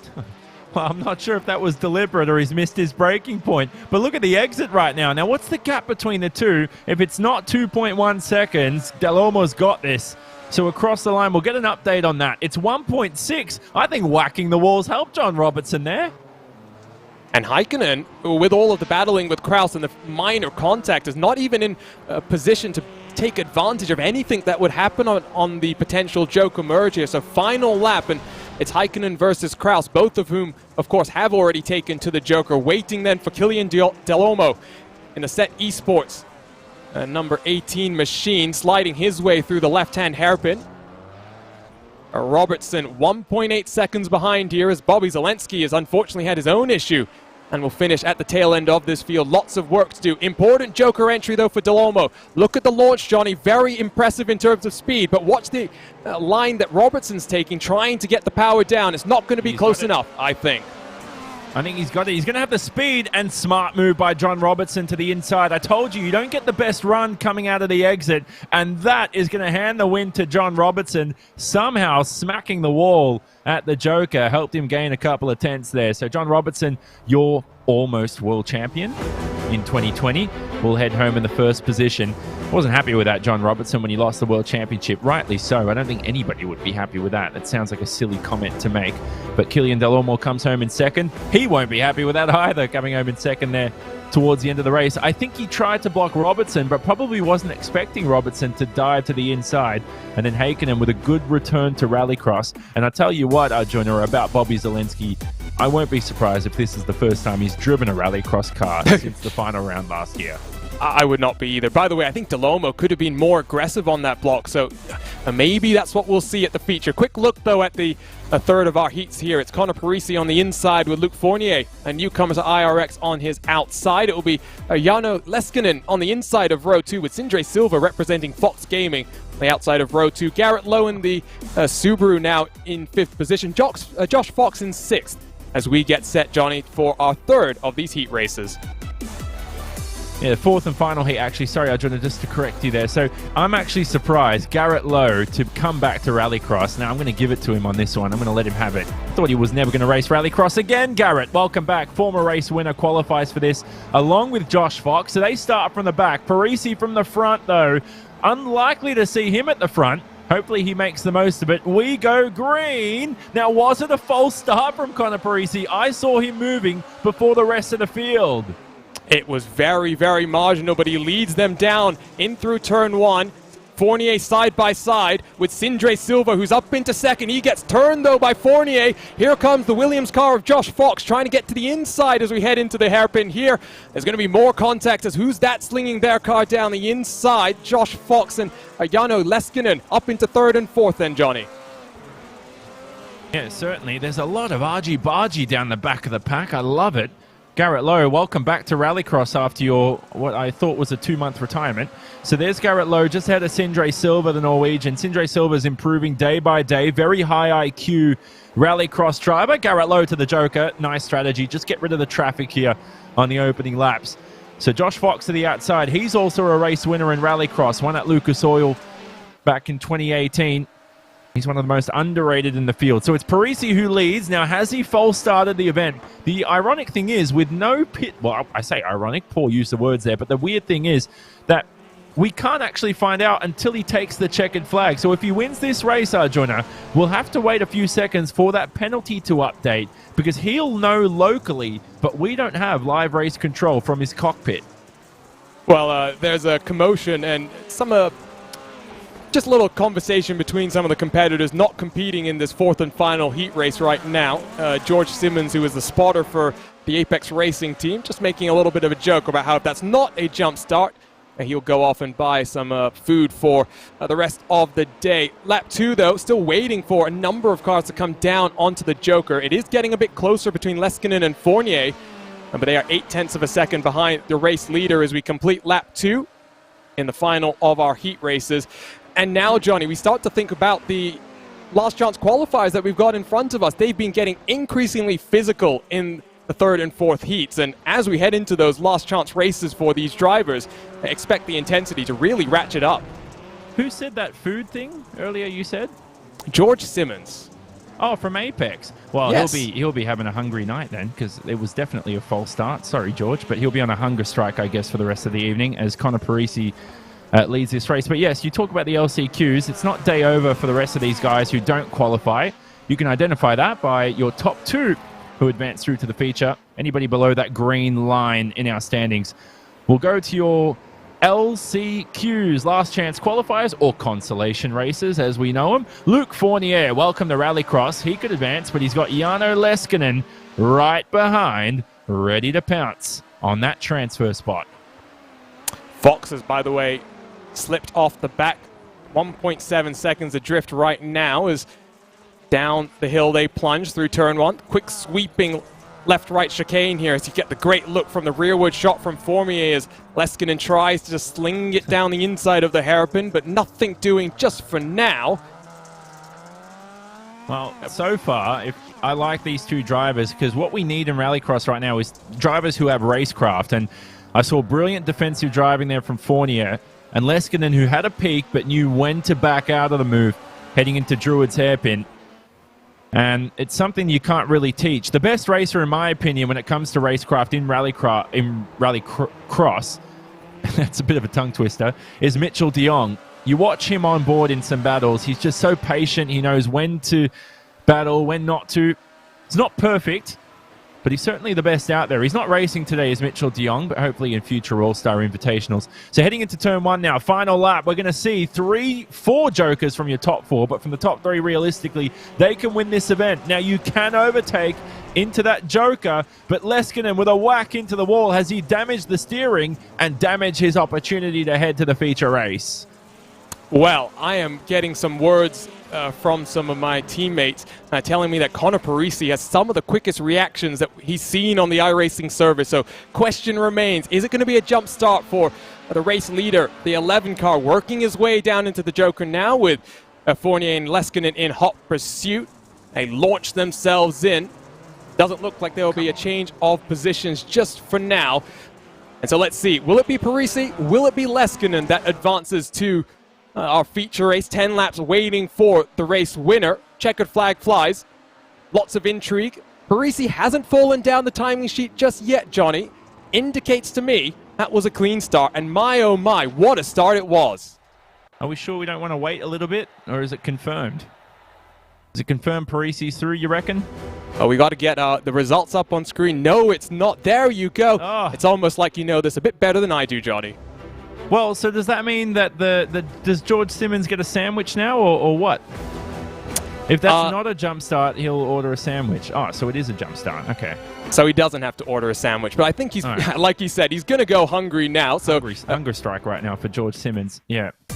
And we head into then the first of our last chance qualifiers. Slightly bigger grid than we saw with the pro drivers. Vicente Salas on the front row alongside Joni Heikkinen. Lots of World Championship experience there. Joni Ollikainen and Luke Kraus row 2. Eddie Kerner, Jarrett Liebert, they share row 3 on this grid. Josh Edmondson, Bobby Zelensky, Garrett Maines, the final 3 cars. So 9 in this heat. And just 1 advances to the feature as well. So this is going to be exciting because 8 of these cars will go home at the conclusion of these 5 laps. Once more, the lights illuminate. The cars rev their engines up. We get ready to go racing here from Brands Hatch. Long hold once more. Good launch from the front row. Häkkinen not as good as he was, though, in the heat races. He's got to defend to the outside as Kraus tries to get around the outside. 2x2. Häkkinen gets spun from behind, Johnny. His terrible luck continues. Well, somebody bumped Joni Ollikainen, which domino affected him into Joni Häkkinen on the outside, and that's why you want the inside line into turn 1. It's the safest opportunity. Ollikainen to the lead now of Vicente Salas, the 18-year-old, the Californian, trying to hold the lead from a potential future world champion right behind. This will be a good scrap between the two. Now, this will be interesting. I don't think any of these two can take to the Joker because of the traffic behind, but Ollikainen needs to make a passing move quickly. He's got an opportunity on the Brabham Straight. He sends it deep into the final corner, but Salas gets the good run. Four-wheel drive does make it sometimes difficult to get the power down in the most effective manner, but it's Salas who leans from Ollikainen. 4/10 at the line with a further 1.2 back to Luke Kraus, who's being chased down by Garrett Maines, as you see here, down in the Subaru in towards turn 1 with Bobby Zalenski in the blue and gold right behind him as always. 5 laps here, Johnny. Joker strategy. You were saying you don't think they can come down this time around. Who's that in the background? Eddie Kerner with a huge accident there. I caught the end of that for Eddie Kerner, but he's turned around at Paddock Hill Bend, almost taking the track in reverse at the moment. So not a good race. I think his day is done along with Jarrett Lee, but be a tough asking for Joni Häkkinen from here on in. It looks realistically a battle between your top 2 because remember, only one advances, as we discussed, from this last chance qualifier to the feature race. They'll start on the back row on the inside. And here's a replay. So this is Eddie Kerner. The incident that's just occurred. Heads through Paddock Hill Bend. About 115 kilometers an hour through the apex here. Oh, and he's flipped that on his own and into the tire barrier too. Good on you, Eddie Kerner. We love a bit of entertainment. Won't be happy with that, will Eddie? But it was funny. And it was proper full send as well. That's the commitment that you require over those anti-cut curbs as well. Sometimes it goes wrong. Unfortunately, hopefully the 98 car sees the funny side of that one. Battle for the race lead as Ollikainen tries to sling it down the inside, but Salas, who is being committed to running that outside line through the hairpin, Johnny, holds on. And I think lots of confidence on the side of Vicente Salas right now. As I said, coming off his first career eNASCAR Coca-Cola victory for Space Station Gaming, he's carrying that momentum into the rallycross side of things very nicely. What's that team called? Space Station Gaming. It's a cool name. Not just a cool name, Johnny. They got an actual cup car adorned with the InSim livery and got some really cool promo shots. It's an organization that I know Salas is excited to be in, and I think very much enjoying how 2021 is going for him. Well, my eyebrows were raised on that one, but they're certainly being raised on this one here because this is a nice little scrap. So let's see what line the Salas takes. He goes to the outside. You might be wondering, why is he missing the apex of the corner there? There's a bit of grip on the gravel on the outside that is actually quicker. And you just saw Luke Kraus take to it on the outside there in the background in the 3rd position. It actually might be a little bit quicker, much like the Hell-Lunkenbahn Joker lap where you saw Bo Albert take... Well, he went up the inside, sorry, but it was Ilari Lamansivu for victory. Go right up to the exit. How about this from Ollikainen? Got to do something different, right? Takes to the Joker on the second to last lap. Trying to gain some time here and some clear air. This could be a drag race for victory in this LCQ. And just what we saw a few moments ago as well, Johnny. The question now becomes the gap between Salas and Ollikainen, 1.9 as Ollikainen works his way down in through turn number 1. It's going to be close, and if Salas can be a bit more aggressive on the block, we might start to see how important and how aggressive these cars want to be, because the graphic on the left isn't accurate. It's one car that advances. It's Salas or Ollikainen. So the gap we're looking for is 1.9 to 2.1 seconds. Ollikainen's got it covered. It's 1.8 at the moment. We could see him advance to the feature. Your pole sitter. This is nothing new to him. We saw this at round 1 in the World Championship. And now he heads to the Joker right up ahead. That was Vicente Salas. Ollikainen to Clark Curve. 4-race victory. It's going to be a poor exit for Salas. Now, will he pull off a John Robertson? Switch to the inside. He's got the speed. Drag race for your final transfer position. Oh, he's taken them both out. And across the line, Salas wins. How about that for a finish? NASCAR style. As you see, that is the Bobby Zalenski blue and gold Subaru Motorsports USA car backwards across the line. Hasn't been such a good day for Zalenski. Let's see if we can get a look at the results. Keep rolling there. It, Bobby. Well, let's watch Bobby here. Go, Bobby. Come on. Let's see if we can get the results, because it was very close between Salas and Ollikainen at the line, and it was just the way that they crashed that in effect has allowed Salas to advance into the feature. Ollikainen will not be impressed with that one, Johnny. No, he certainly won't. I mean, we're here for some fun in the All-Star Invitational, but you do that in the World Championship, and I tell you, like, the organisers from iRacing behind the scenes won't be happy. Here's the grid for your next LCQ. Jacob Rafos, Josh Fox will start from the front. Now, if Marcos Matamoros does not advance, I know the young Spaniard very well. He will grab a beer and head towards his uni studies after this one. He will not give a damn. Now, Sindre Silva in the 4th position is on the outside. Quinton Del Olmo, the brother of Killian, will start on the inside alongside Garrett Lowe in this LCQ. So the rest of the grid up on screen will cycle through. So 7th onwards, it's a 10-car field. Matt Adams alongside Connor Parisi, who false started, should have won the last heat. Robbie LaRue will get a second shot at it. And Jake Robertson, who we've seen for about 3 corners, will have another shot at the start. So our final of these last chance qualifiers, 10 cars, 1 spot in our feature race is on the line. Wonderful look as you see the staggered formation that these cars have as well. 2 by 2, 5 rows. They will fly their way down into turn 1 because the engines have revved, lights illuminated. We are underway. Not such a good start for Josh Fox. The young Jacob Raffus in towards turn 1. No major challenge. He will scamper his way through. Side by side, third on back though, as a car morphing in between one another there. Finally contact, and I think unfortunately it's Jake Robertson who's pointed in the wrong direction, Johnny. Yeah, keep driving, Jake, this time around. You never know what might go on in this feature race. So Jacob Rafos leads. How brilliant will this be to see the Set Esports driver in his first race for Set Promotion heading into the feature race? Just young at 13 years old. Big experience for him on the world stage. Josh Fox in second. He is a race winner in Rallycross. In with a shot. Sindre Silva only made a feature race in the World Championship, only one of them. And the Norwegian here is improving quicker and quicker. Now, if anyone's smart in Rallycross, I said it, Sindre Silva, wait for his Joker strategy. Will he pull it off early or wait towards the remaining laps? Josh Fox, you talk about 2 different generations almost of Rallycross competitors in sim racing. The young 13-year-old recently signed up for Set Esports. Then you've got Josh Fox. He's competed in every single season of the Rallycross World Championship. 7 career IRX podiums, as well as a victory at Lucas Oil back in 2018 when he achieved 3rd place in that championship. Now representing Hanson Williams Esports, applying lots of pressure onto the back of the number 13 car. The one thing that we should just briefly touch on here, Johnny, as we work through the middle stages of this B main, as it's called on the iRacing service, very much a field dominated by Subarus, and we don't want to touch on it too much and, you know, balance of performance and things like that, but it is good to see someone like Garrett Lowe commit to the Ford and just make things a little bit different. Yeah, certainly. He drove it for Lonebro Motorsports last year in the World Championship. Former race winner at 2018 at Iowa. Definitely the most thrilling finish we've had in Rallycross for anybody who has not seen that event. Had a battle for the lead between Mitchell de Jong and Joni Heikkinen. They were slicing and dicing, bumping, rubbing, all this kind of stuff.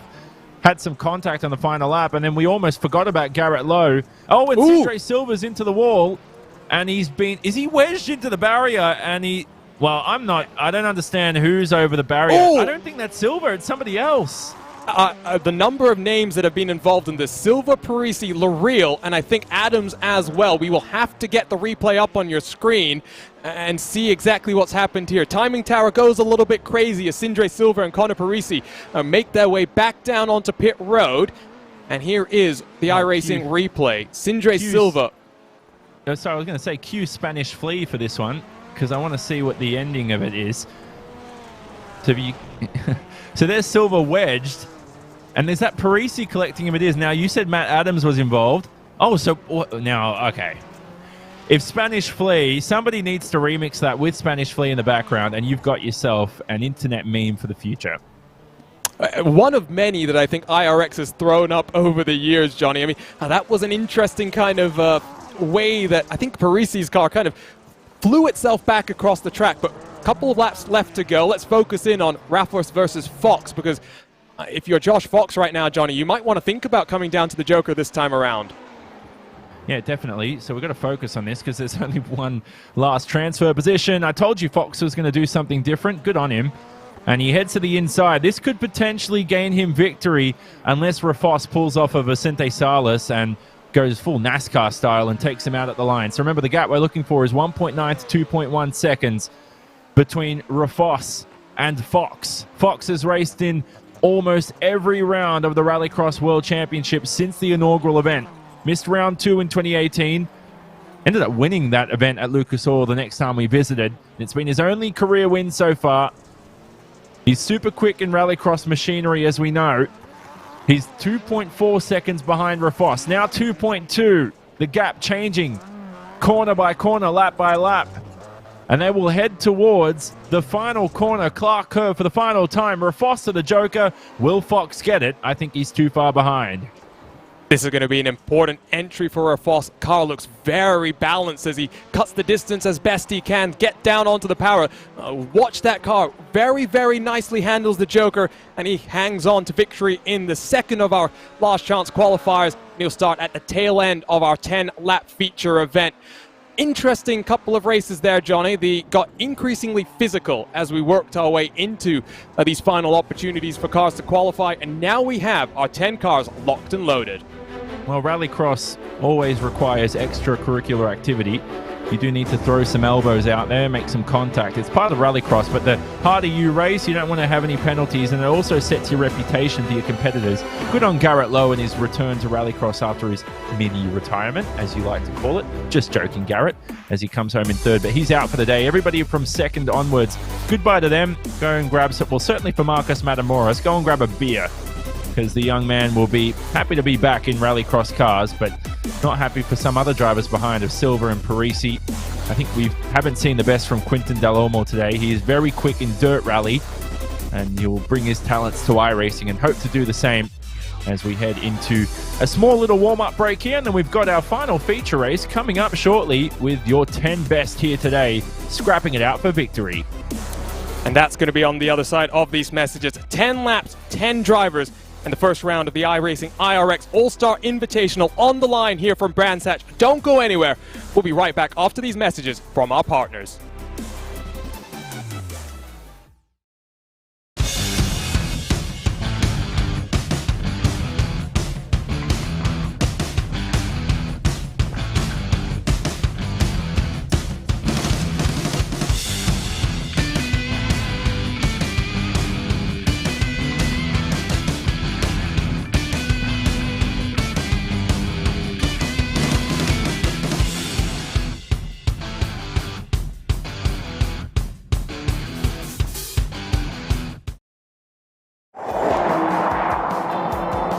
Today's new cars have upwards of 100 computers in them, and a dashboard rivaled only by a commercial airliner. But wouldn't it be nice to really know what all that does for you? At Roadshow, we demystify the world of modern transportation with reviews of your next car, the latest news on what's changing the industry, and videos covering every screen and every new feature you'll encounter in the driver's seat. Get informed, get smart, and get going with Roadshow.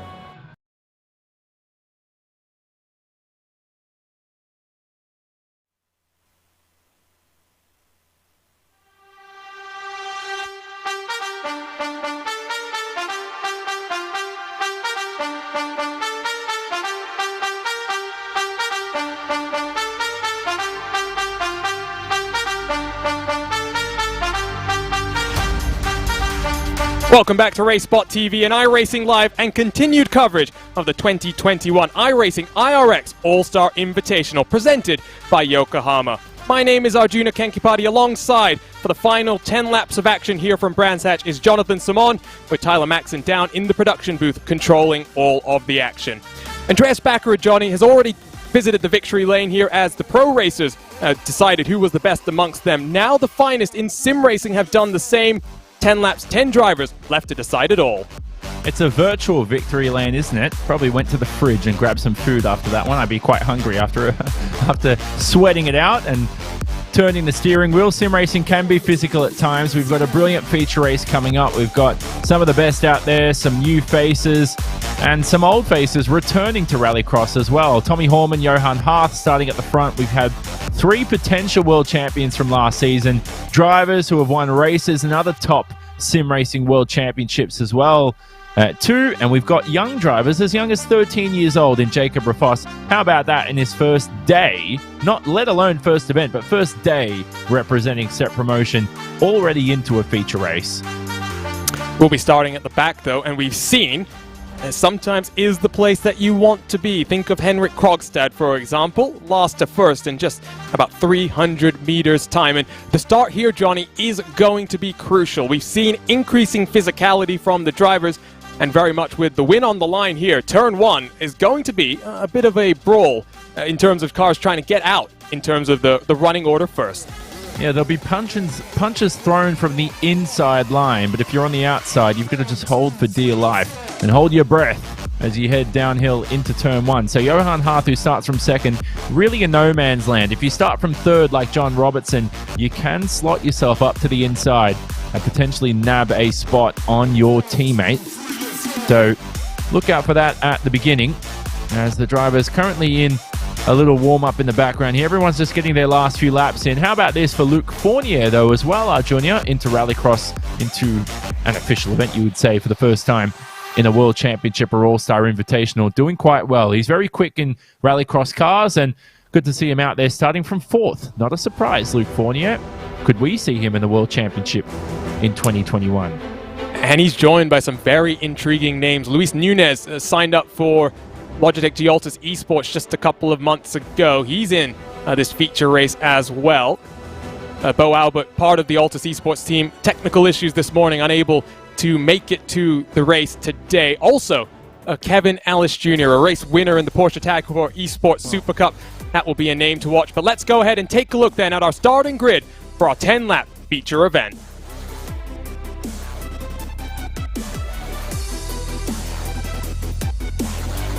It is Tommy Horman that will start on pole position here from Brands Hatch. On his outside, it will be Johan Harth, the defending Rallycross world champion.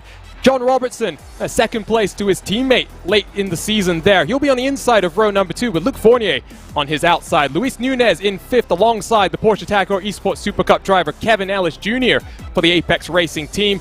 Row 8 is Kilian De Olmo with Jarno Leskinen alongside for Williams Esports with Vicente Salas and Jacob Rafos, a very young but very talented row rounding out our 10-car field. 10 cars, 10 laps, 1 person will be crowned victor here from Brands Hatch. The first real major event that these sim drivers have had to navigate their way around this Rallycross track. Who will come out on top as the engines rev, the lights illuminate once more here from Brands Hatch. 10 cars all formed up in that staggered formation. As always, you can see them start to squat as the drivers start to rev up the engines. The green lights begin to illuminate. We get underway at Brands Hatch. Very impressive launch from the front row, but they go 4 wide down in towards turn number 1. Slight contact between the two of them. Harth able to get up into the race lead, Johnny. Look at that further back. Oh, just about make it work. As I say that, though, Robertson starts a bit of a chain reaction.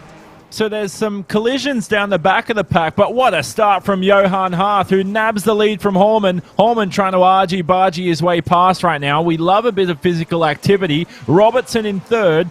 Ellis Jr. holds a 2nd group right behind. So we've got your 3 best at the front, scrapping out for the lead. And then we've got Ellis Jr. now swamped into Graham Hill Bend in the background. Now we'll try and get an update on what's happened with some accidents down the back of the pack. So we saw, I think Luis Nunez was involved, Luc Fournier for sure, who started 4th, down into 9th, and Vicente Salas as well. No jokers from your top 3 this time by, but we've got a race on our hands the next 9 laps. This is going to be really, really intriguing. Robertson is looming menacingly, and it's Apex Racing 1 and 3.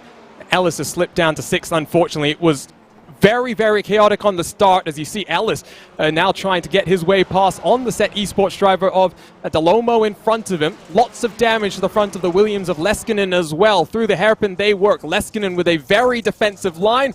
Ellis Jr. tries to run the outside and get the momentum down the hill into the jump.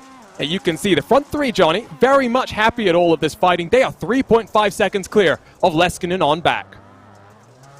Well, Rallycross might be a therapy session for Kevin Ellis Jr. because we know he loves his colourful language. And I tell you what, do not get a live radio of Kevin Ellis Jr. in any of these events. He heads to the Joker this time by, and there's his teammate up ahead. So that's John Robertson into the Joker as well from the third position. Smart strategy from John Robertson, the 18-year-old, who just finished high school and is looking to commit more to sim racing as he heads towards university.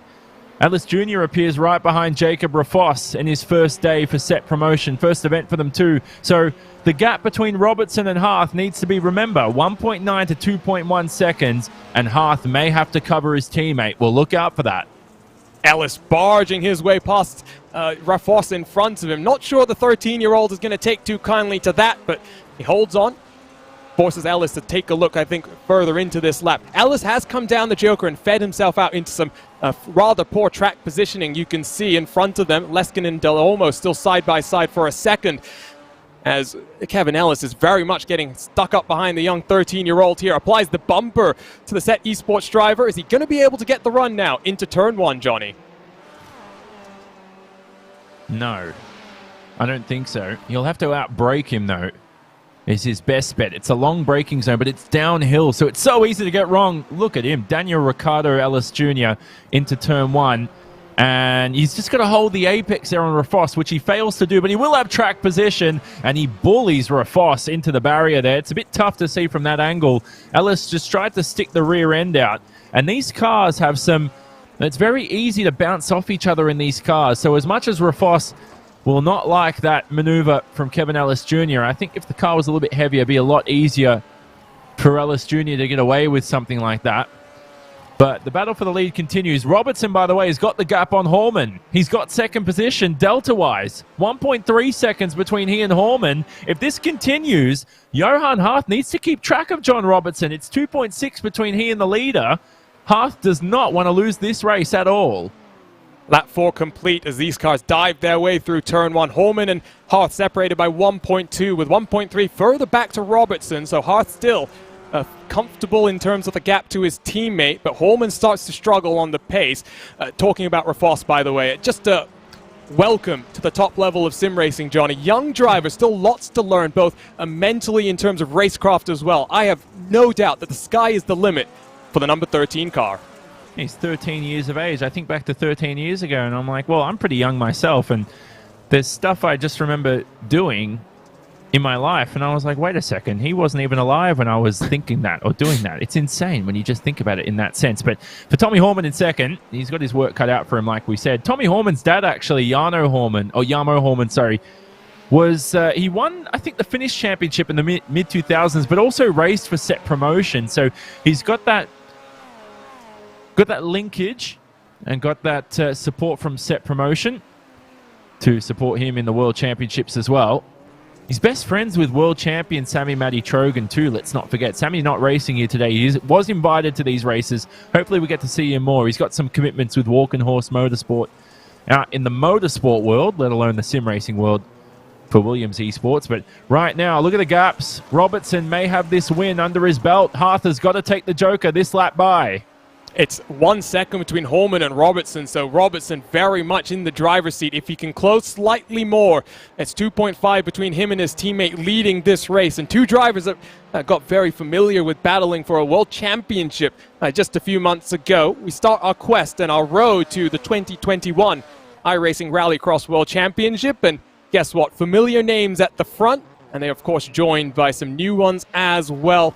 Excited about some of the names that we didn't even get to talk about too much, Johnny, because they found themselves involved in some incidents. Because at the end of the day, to commit yourself to the time attack qualifiers that the majority of the field had to go through, only 10 cars invited from the prior World Championship competitors, it really does show that there's a vibrant community behind these cars that continue to produce some top-level drivers.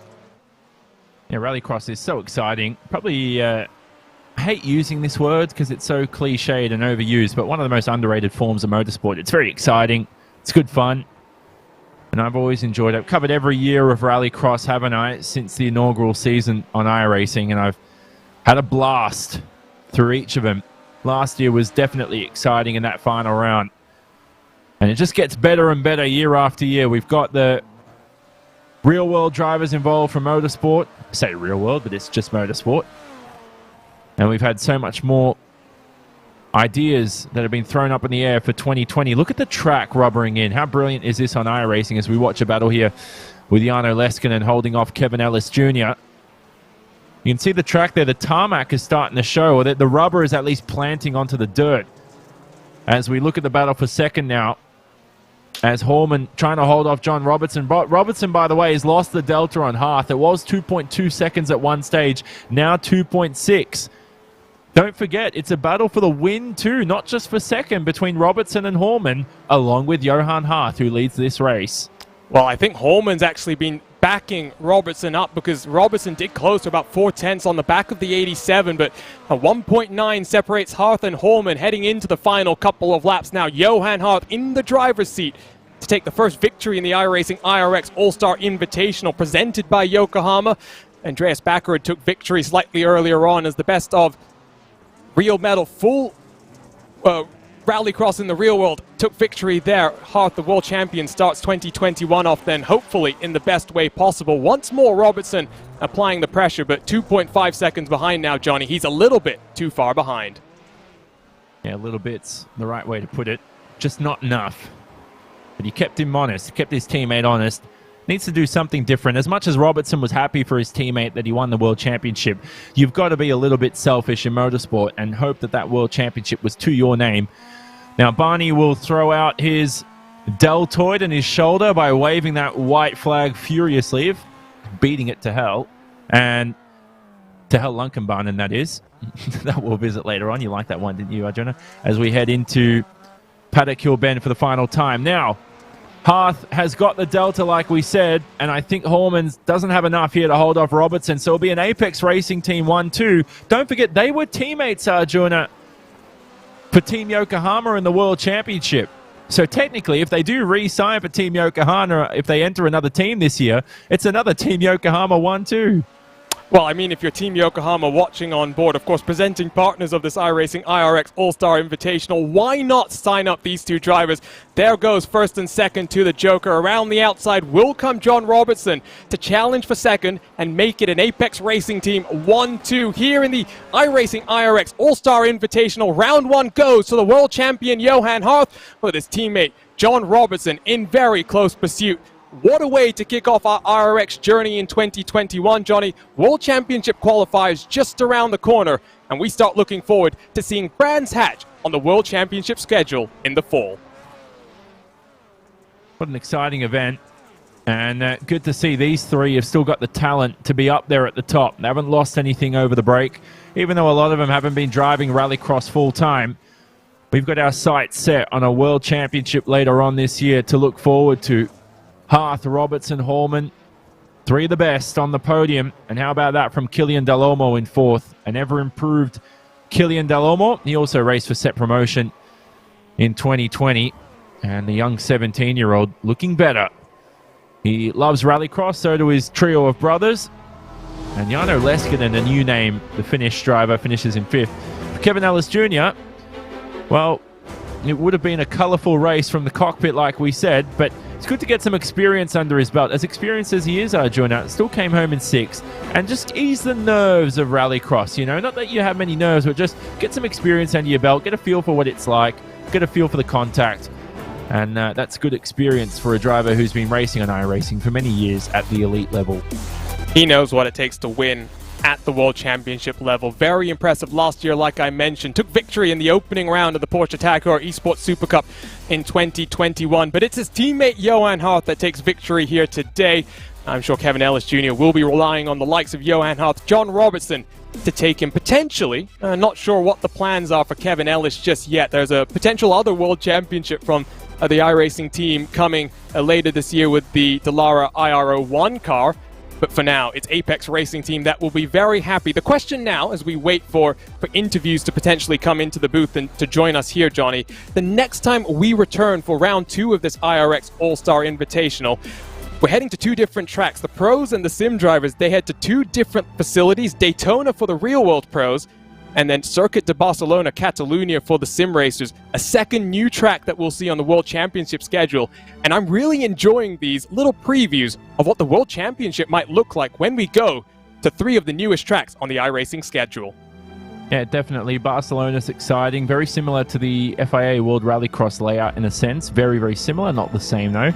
And then we head to Atlanta, a driver's favorite for the sim racers for round 3. Sonoma for the pro drivers. Charlotte, that final round is what I'm looking forward to. It is an exciting circuit designed for racing, much like Brands Hatch. Brands Hatch, by the way, today, for those who've been watching, is the longest circuit, almost 2 kilometers long on the Rallycross circuit. Uses the most fuel, of course, as well, because it's very, very long and very fast, too. Exciting times ahead for Rallycross, along with all our brilliant old circuits returning, too, from the old Red Bull GRC days.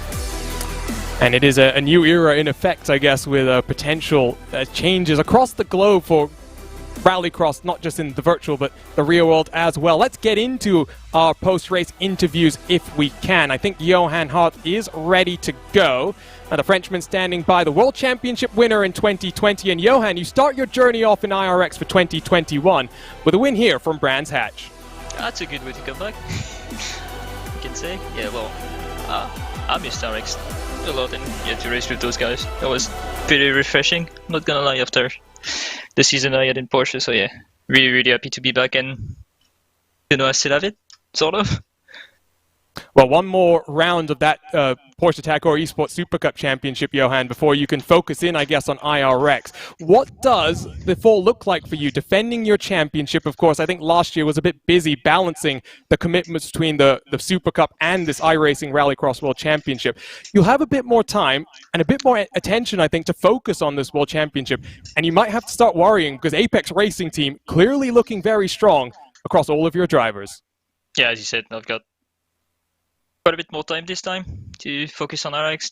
We're gonna be done by this weekend with Porsche, so yeah, I'm gonna have a few months to get back up to speed in RX. I struggled a bit last year with that. At the first 2 rounds clashing with Porsche, so I was a bit off, and took me quite a lot of time to get back up to speed. But yeah, I hope it's gonna help a bit, the fact that I've got a bit more time. What are your thoughts as well, Johan, on these new tracks? Brands Hatch, of course, one of 3 new additions that we're going to be visiting in this All-Star Invitational. Very fun, if you ask me, to drive around by yourself. Very difficult, especially turn 1 here, to get around safely when you're racing with some of the best in sim racing. Yeah, turn 1 is definitely well, probably the hardest one in the RX calendar. It's pretty tight, coming super fast into turn 1, so yeah, it's really challenging. But yeah, the 3 tracks that we got earlier this year are really fun to drive. Quite enjoyed Brands Hatch. I think that's my favorite, to be fair, of the 3 we got. But yeah, I'm looking forward to racing at Barcelona and Charlotte later. Well, thanks for joining us, Johan. Congratulations on your victory here today, and hopefully we'll see you back in this defense of your championship later this year in the iRacing Rallycross World Championship. Thanks, guys. So that was the Frenchman Johan Hart.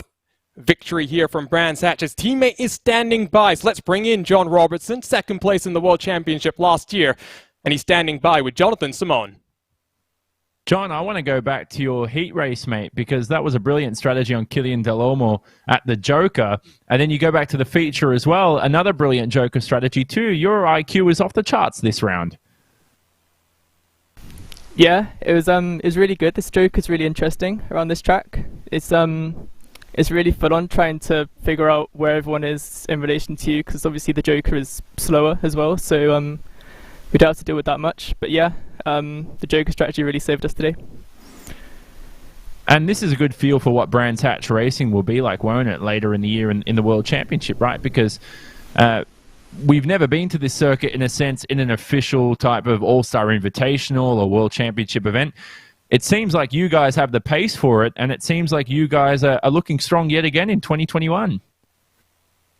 Yeah, it's really good to come back and get a good result like that. We were really just treating this as like a fun race just to get back into rallycross racing again. But yeah, it's definitely looking good for this year. I can't wait for the World Championships to start. Of course you can't, mate, because you've just come off a loss of the World Championship, right? And the motivation's high to make up for that. We know you were distraught after that final round. You led for most of 2020. The final round didn't go your way. You were due some bad luck, and it happened. Surely 2021, you come back with a vengeance and you win that World Championship to your name. That's the aim, I hope. Yeah, it's definitely the aim. We'll see how it happens. Obviously, there's a lot of luck involved in rallycross, and we had quite a lot of luck last year.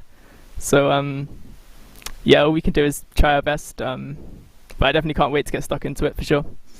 And you have last thing you have to remind me, mate. Did I bet my entire house on you winning a World Championship, or was that a feature race win? I can't remember. What was that again? I don't remember. I remember you bet something, but yeah, might be out of the house soon, man. If you don't win one.